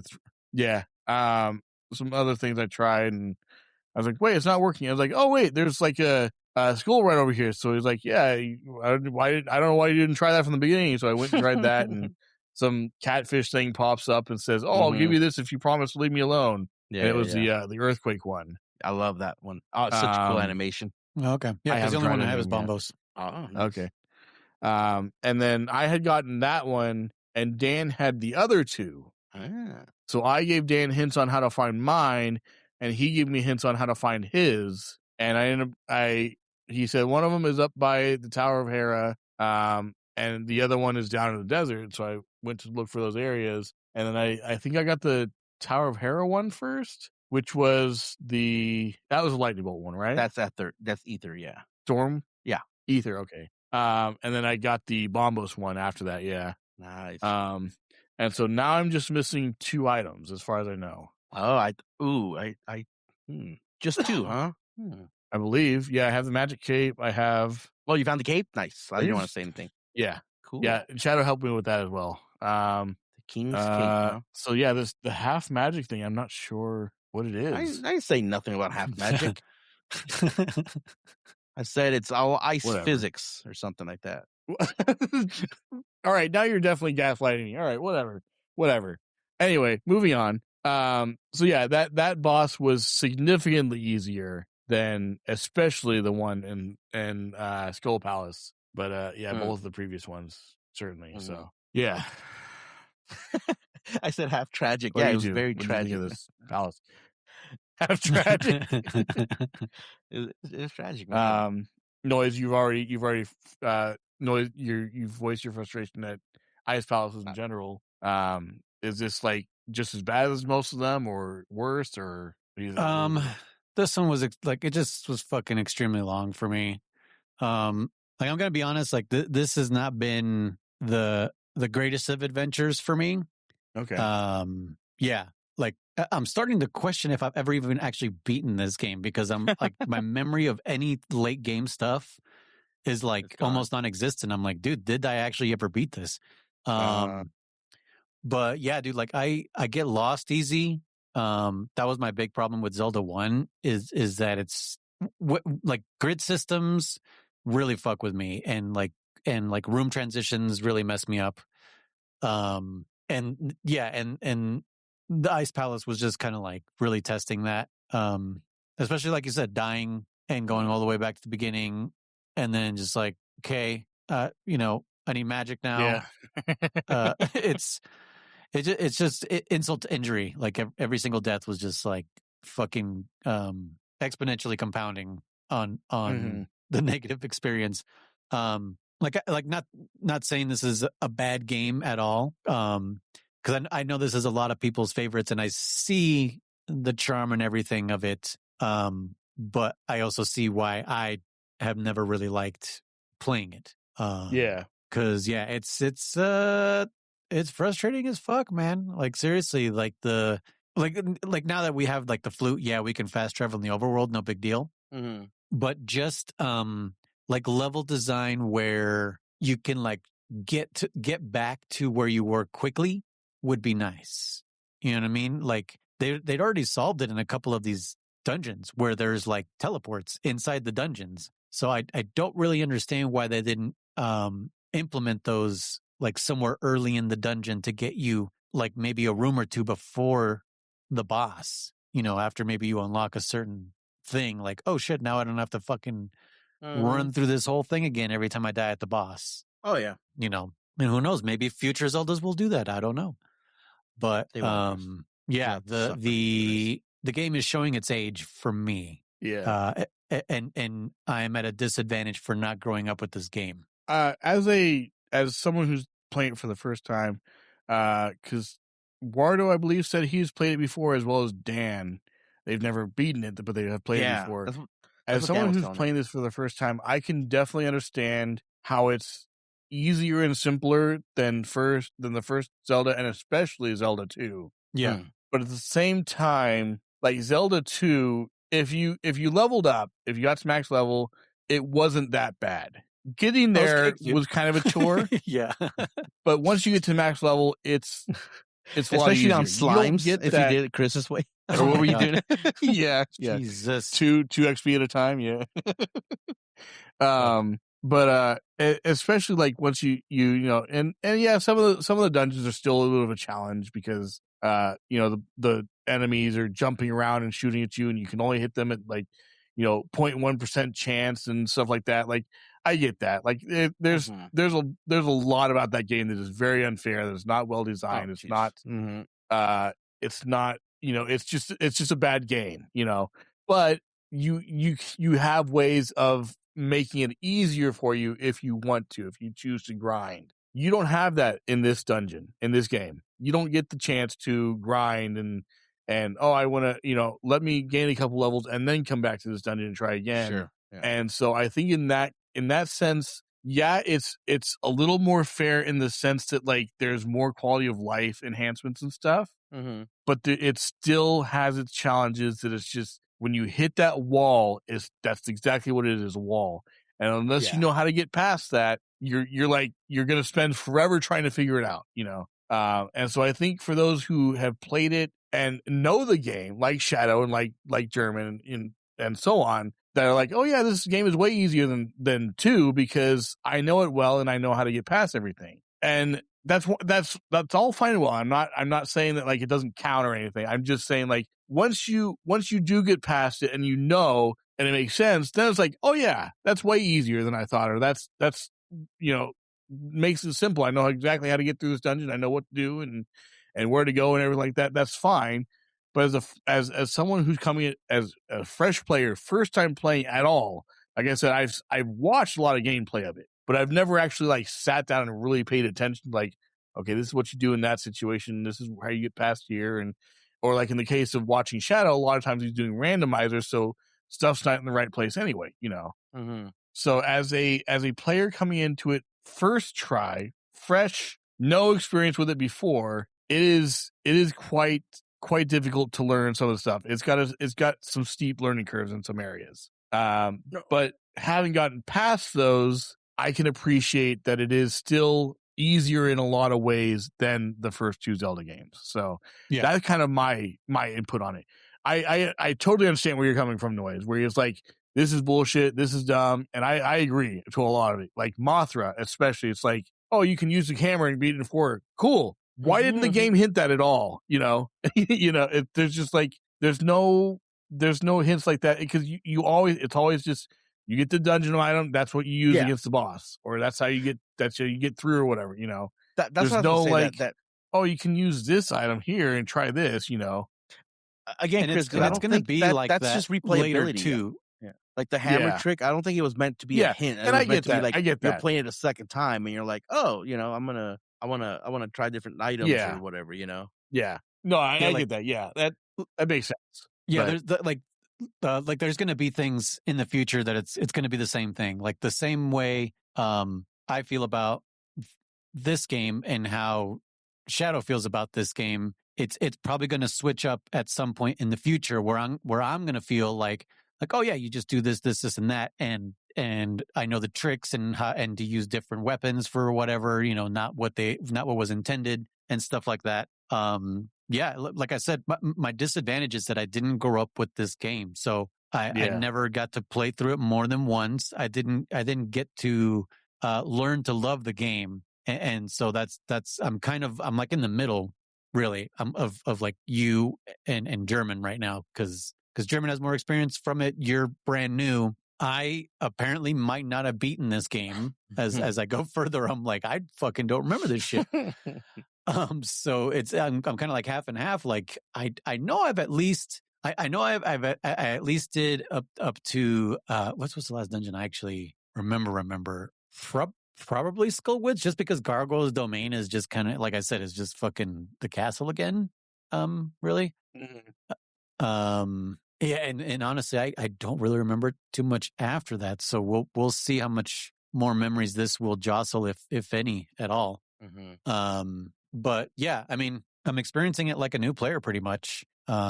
Even though I know how this game moves and plays and everything. Yeah, this I'll have to replay this again sometime in the future. I just kind of have to get past. Like, I also honestly don't like the aesthetics of this game. Like, it bugs me. I don't know why. And yeah, it never entices me to come back to play it. But that's just me. And that's going to happen in future Zeldas. Like, people literally didn't play certain games because of the way they looked. They're just like, nope, skipping that one. Yeah. Well, I mean, look at us with Monster Hunter Wilds. We don't like the way it looks, so we haven't played it. There's plenty of other people who dog shit. Yeah, exactly. But there's people who have stuck with it, and they're like, oh, I love this game, or I got to experience this, that, and the other thing. And whereas if we went back to it, and for example, Gogmazios, we try to go fight him. Holy crap! There's no way we can beat him. Well, they've progressed through all the other stuff and all the other DLC, and they grinded up and got the armor and weapons, all that kind of stuff. Whereas we haven't. So I reinstalled it today. Funny enough, did you? And the shader compilation was faster. I was like, okay, that's great. Yeah. And I was like, okay, let me see what's going on with the frame rate. And again, dude, just walking around a fucking village, I'm like, are you serious, you guys? You can't fix the stuttering? Dang. I don't understand. Like, the frame rate is super high. Like, I'm getting like super high frame rates, but the stutters is like, come on, dude, come on. Anyways, jeez, yeah. That's for our Dead Monster Hunter podcast.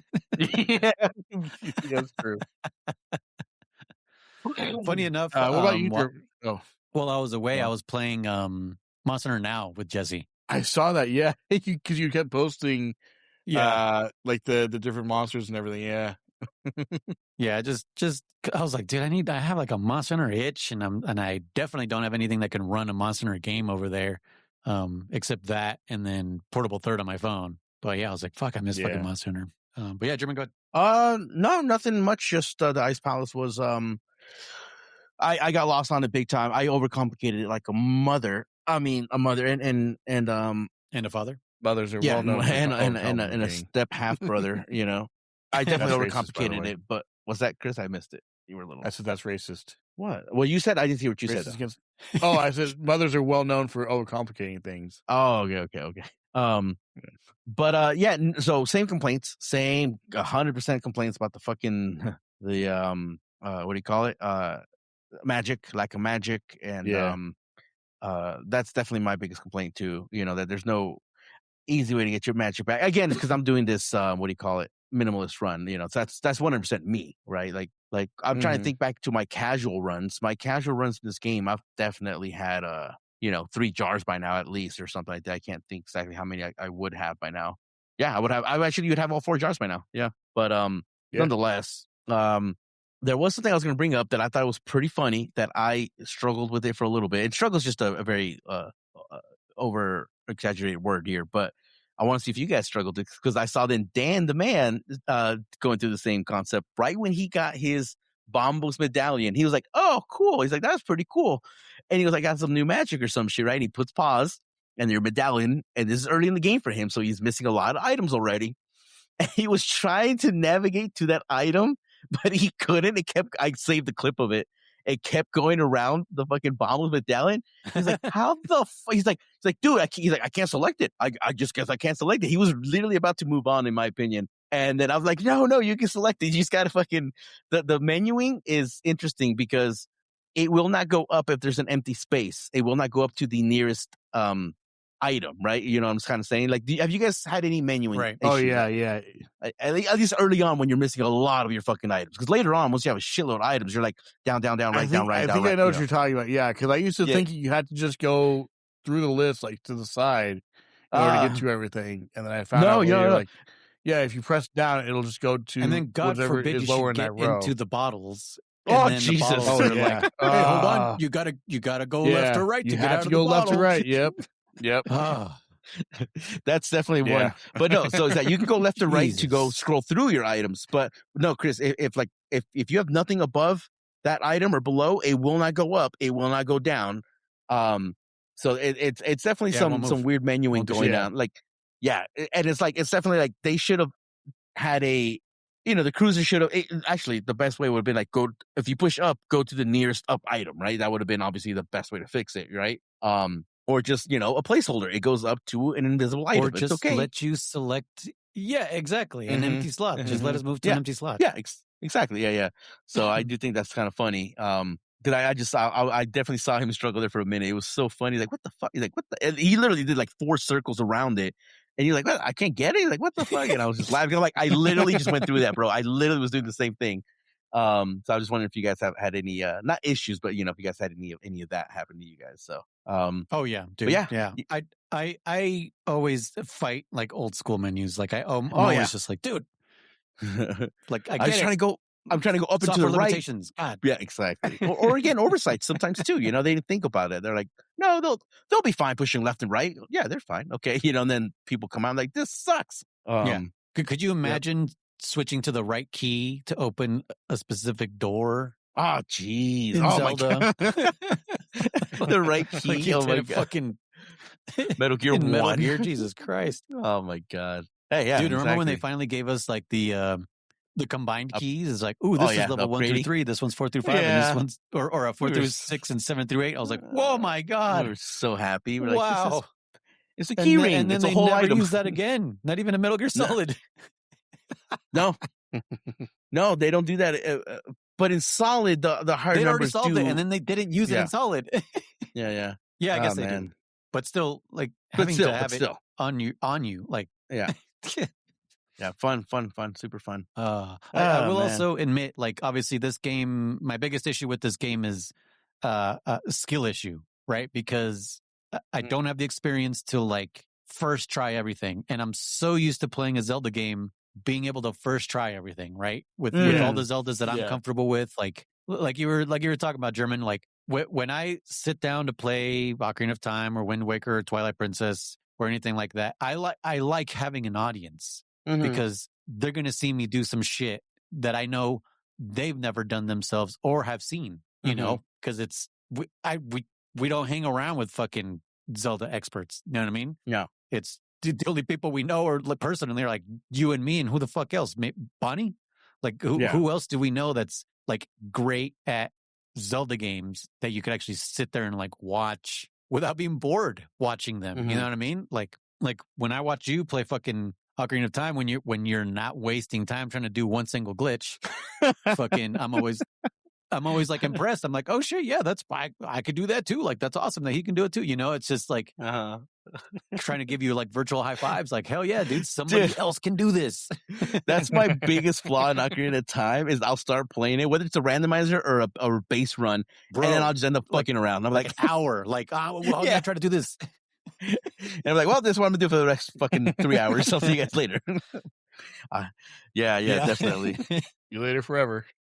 Yeah. See you later forever. But yeah, I'll be the first to admit for sure skill issue for me in this one. That's my biggest problem is I'm not used to how to swing this sword. Still there's some hitbox issues. Just the for sword sure. itself is that's a battle for me. Just trying to swing the sword correctly. I'm like, God damn it, just hit the thing I'm trying to hit. Isn't it funny that like German pointed out, I think in the first episode, or it might have been the second one, I don't remember, where the enemies, when they hone in on you, they will hover right above you. Oh, they're fucking beeline. Well, no, and I'm saying there's no iframes for them being exited out of your body or out of your sprite, if you will. So they're like, you're like, dude, get the fuck off me, bro. Jesus, man, they definitely. And you try to some of them to swing at them. They're just about as fast as you. Yeah, exactly. Yep. You take 2 or 3 hits of damage when you're trying to run away from them. Yeah, and then when you finally turn around and hit them, they hit you again. Yeah, they're already on you again. That's why it feels like I'm getting hit hard. It's just that I'm just getting hit too many times, and I'm not getting a chance to fight back. Yeah, absolutely. Because I go through hard so fast, even though I'm like full. I'm like, how? How? Does it make any sense?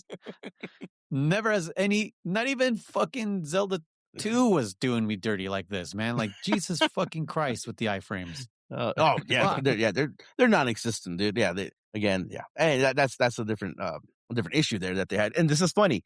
You were so happy, and I'm still happy too. But you were so happy about like having the sword swing versus just stick out in front of you from Zelda 1, right? Yeah. But there's still so many like the sprite hitboxes are still a little fucked up too. because like the jellyfish, I don't know if you were watching me, Chris, the little baby ones, right? Mm-hmm. Motherfuckers, I was like, okay, I guess I didn't fucking hit that one. I'm like, it's like a freaking half a pixel of her day. Yeah. You're like, all right, fuck me, I guess I ain't. And then when you finally do hit them, they're zapping and yeah. Oh, Jesus, it's so fucking annoying. I didn't even try. I just grab jars or skulls and I just fucking throw them at them. I'm like, I'm not dealing with you. Yeah, hook shot or whatever. You're like, honestly, I just spam the hook shot. I was like, eventually they'll come into the range and I'll get a hit. Y'all get to hit them, but I just stand there and I just freaking spam that over and over. Oh my gosh! Oh yeah, I hate those things. Yeah. And there's been times where I swear that I'm close enough and I'm swinging my sword, so it's not like I'm a hook shot and it's just one little thing and it'll miss some. It's like, what? How did I miss them? My sword clearly swung over where the sprite is. That's what I'm saying. Yeah, where the fuck is its hitbox? You're like, fuck you, game. I got fucking missed. And then you try again, and it's in zapping mode, so now you get electrocuted. Anyway. Yeah. Shadow's like, oh man, Shadow's like, yeah, this game is like I said. But he said this game is like German says, not without its charms. I love this game. It is certainly in a lot of ways easier than Zelda 1 and 2. I will give it that. But there's still some areas where it's just like you have this little learning curve, and then all of a sudden it's a wall. And you get past that, and now it's easier again, and then another wall, and it's just like, can we level this out some? Can we like average this out? Make it a steady slope all the way through. I'd be fine with that, But it's just like every 2 or 3 dungeons you just hit this wall, and it's like smack. Yeah. And Wall Master comes to get you, so. Damn Wall Masters. Yep. Okay. Well, that's that checkpoint. Yeah. Can't wait for the rest of the game and see if I can fucking remember if I've actually played this or not. Yeah, okay. Well, next checkpoint is beat the game. All Only right. 3 more dungeons to do. Misery Mine, Turtle Rock, and Ganon's Tower. Oh, I don't think we talked about this last episode. Ganon's Return. Oh, yeah. We didn't talk about that. Yeah, because I thought that Ganon wasn't a part of it. Yeah. Yeah, it was actually part of the last checkpoint, and we just didn't even talk about it. So, what do you think about that, Chris? That he has returned? That's what Aghanim's been trying to do. It's interesting. I did not see that coming at all. But I wasn't like, because we beat Aghanim at the first checkpoint, right? No. Did we not? Was that the second checkpoint? No, it's first checkpoint. Yeah, because you go to dark. Was it? Oh man, I don't fucking remember what we did. At the beginning of the second checkpoint, Tower of Hera. Yeah, Tower of Hera gives you Master Sword and then Master Sword. Yeah. In the middle of checkpoint 2, because we were in Hyrule Castle. That's where. Okay. Yeah, you're right. Okay. Yeah. Where you didn't swing at that bat. Yeah, it's revealed then. Yeah, exactly. Yep. Yeah, I thought you had to have the upgraded shield to fight him. Yeah, so that was interesting because I remember like we went to go fight him and I was like, if this is the final boss, like there's no way, right? And then I'm thinking like maybe he comes back more powerful or something happens, you don't beat him, he gets away or something. But no, you beat him and then you have to go rescue these maidens, and it talks about Ganon in the back and everything. Because he was the one. Because at first they talked about like someone went to the Golden World to try to take it over and wasn't able to, or something, or wasn't able to complete their mission or something, or they got left. Something happened and they couldn't go through with it. And it turns out that the one that had done that was Ganon. Yeah. Story happened, which led to this that I didn't pay attention to, obviously. But yeah, something about like he couldn't complete his goals or something. And so he was like gathering power. I don't remember what it was, but yeah, Ganon's back again. Well, the lore is the lore is Ganon's that back. like back again, back again. It's like but yeah, so Ganon's back. 'Cause I remember we asked you that. We're like, oh, do you think Ganon's back? You're like, no, it's Ganondorf. It's actually going to be Ganondorf. You said, right, Chris? Remember that? Remember? Yeah, that's right. I did say that. Yeah. Yeah. Actually, as he pushes his glasses up. Yeah. Peeks from out behind his comic book. What is that guy's name in Simpsons? The fucking comic book guy? Comic book guy? Yeah, that's his name, as far as I know. Is that just his name? Does he not have a name? I want to say he might have a name. He might have a name finally, but yeah, he gets married. He gets married to this Japanese girl. Wow, makes sense. That's perfect. Yeah, Jeffrey something. Jeffrey Dahmer. Himiko, I think is her name. Yeah, like it's in the way later seasons. I can't stand since past like 11. Albertson. Okay, it's the most generic name ever. Jeffrey Albertson. Is that his name? Yeah. Just leave him as comic book guy. I guess it's more easily recognizable. Yeah. Oh yeah. Imagine someone saying like, "Oh, I love The Simpsons. My favorite character is Jeffrey Anderson or Albertson, whatever the fuck his name is. My name's Jeff." Oh man, I love that movie. Okay, well, yeah, so that took it for a loop, even though you were kind of hoping for Ganon to come back, and you're like, "Oh, I guess not," and then he is here. Yeah, came full circle. Question, Chris: Are you getting tired of Ganon yet, or can you go for a few more Ganons? No, I don't think I can get tired of him. Because I've never really played this series before. You know, like I said, I played Skyward Sword, and I haven't beaten that either. But I played some of Skyward Sword, and I played most of Breath of the Wild. Do you think Ganon will come back? How many more times? 1, 2, 10 times? What do you think? I at this point, I think he's going to be in every game.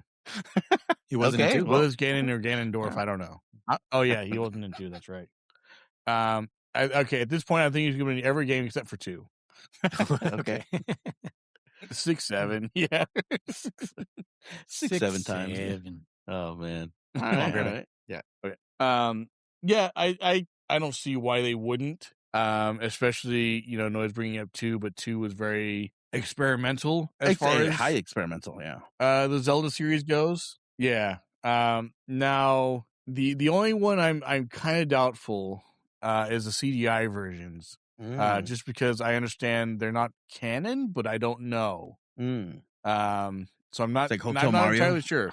So I could see those ones, huh? I was gonna say Hotel Mario. What? That's a CDI game. Oh Hotel Mario. Yeah, exactly. Yeah. So jeez. So I can kind of see him not being in those, or maybe one of them. I don't know. I really don't know what to expect from those because I watched. Pretty sure I watched the Game Grumps play through one of them. But that was years ago, and I don't remember hardly anything of it, other than it was like it's just a bad game, But it's like not bad in the sense that like 2 was just like it's just a really crappily made game, I guess. Cheesy. Yeah, 100%. But yeah. So I really don't know what to expect from those. Those are kind of the outliers, Whereas the rest of the series, I kind of expect to be Ganon or Ganondorf or something like that. Someone's trying to resurrect him and you need to stop them, or I don't know. But yeah, so I would expect most, if not all, the games are going to have some form of Ganon or Ganondorf. The only one I'm still not sure about, and I'm actually playing it currently. Well, have been for a long time, but Skyward Sword, because there's Girahim and there's that avocado thing. What the fuck? Darkness, Demise. What the fuck's his name? Yeah, that thing. Whatever it is. Imprisoned One. I think that's for sure is his name. Maybe. Yeah, that's what it is. Yeah. So I don't know if that's the final boss or if like you beat both of them and then here's Ganon now. Kind of thing. So I have no idea, honestly. Okay. Yeah. So we'll see. Obviously. All right. But I think that most, if not all, the future games are going to have Ganon as the BBEG, as we say in D&D. What's BBBEG? Big bad evil guy. Oh, okay. Oh, I thought it was Big Black something. Big back, erect. Never mind. Genitalia. What? Anyway, yeah. So I think most, if not all, will be Ganon. Okay. The only ones I can think of that would be the exception are the 2 CGI games and Skyward Sword. Okay. Do you think you'll ever face off against Dark Link again? Or how about Light Link? Or your twin from the future, as you said. Do you think you'll ever fight yourself in the future? The dark world? Elfish boy with non-pink hair. That's clearly not you, but no, I don't think you'll have to travel to the future to save your kids. Yes. Well, I mean, Ocarina of Time. I know that I know enough about that it takes place in 3 days, I believe, and you have to keep traveling back in time and doing certain things, getting certain things done in order to beat the game within those 3 days. That's Ocarina of Time, all right? That's Ocarina to the dime. Nice. Nailed it. We can skip that game now. No, but yeah, so I don't know. I don't think there's a time where you have to fight yourself in the past or the future. But I kind of think that that Dark Link will come back at some point. Okay. Will hologram you come back? Yes. Yes. By the way, hold on. By the way, yes, you will, and I will fight him too. And it'll be a 3-way fight between me, Hologram Link, and Shadow Link. There you go. I like it. Do you? What do you guys? That bird that you guys that your fast travel? I see a duck. I don't know what you guys see. I'm curious. Oh yeah. Yeah, I 100% see a duck. Yeah. Okay. So it's not just me. Okay. Because I remember ever since I was a kid, I was like, that's a duck, not a fucking bird. But I'm like, okay. A duck is a bird. Oh, yeah. Okay. Yeah. You're right.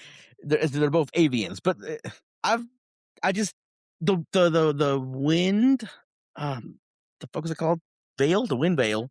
It looks like a bird. It looks like more like a different kind of avian. And then like when I bust that statue up, I'm always like a duck. I'm like, I don't know. As a kid, I've always been like, why the fuck's it a duck? Would you expect it to be a rooster? Ah, why not?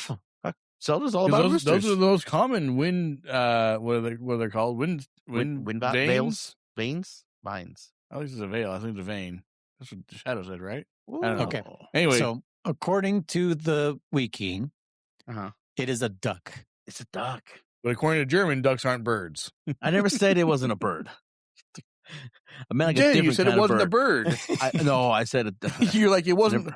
You're like, oh, I was expecting a bird. Okay, but it was a duck. You know what I meant? Like a different bird, like a rooster or something, just something more majestic than a duck. You know, a rooster is more majestic than a duck, but they can't fly. They can in Zelda's universe. Stork. You just want to ride on the back of an eagle or something, don't you? Like in Lord of the Rings. I was gonna say I know what the fuck you're talking about, but okay, now I know what you're talking about.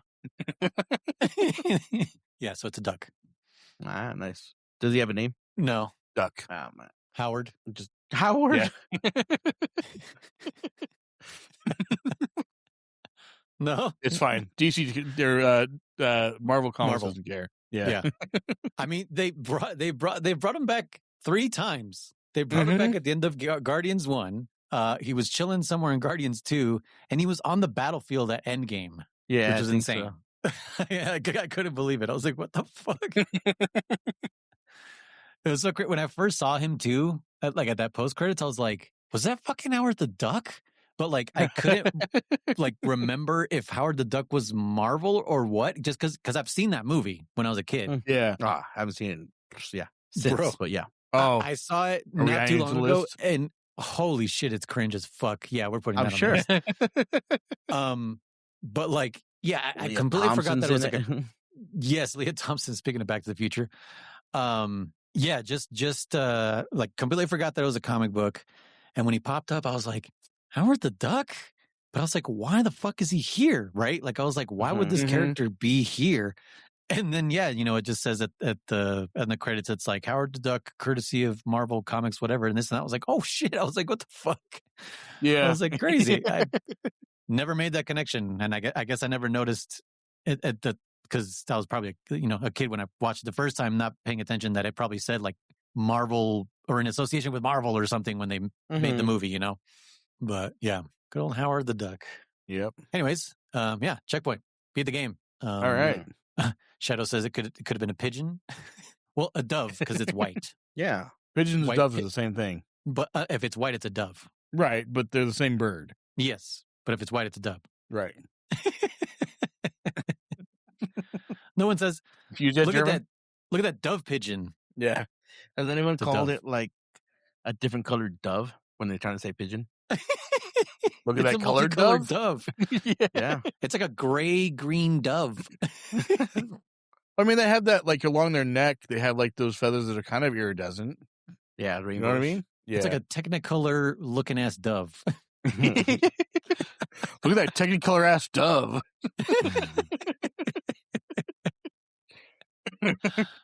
Please release Technicolored ass doves at my funeral. On the other hand, you have albino pigeons. Yeah. Yeah. Albino pigeon. Look at that white-ass pigeon. Look at that white-ass pigeon. That's a good band name, dude. White-ass pigeon. White-ass pigeon. Technicolor doves. That's a good one, too, dude. That's the fucking good one, too. Yeah. We are the Technicolor doves.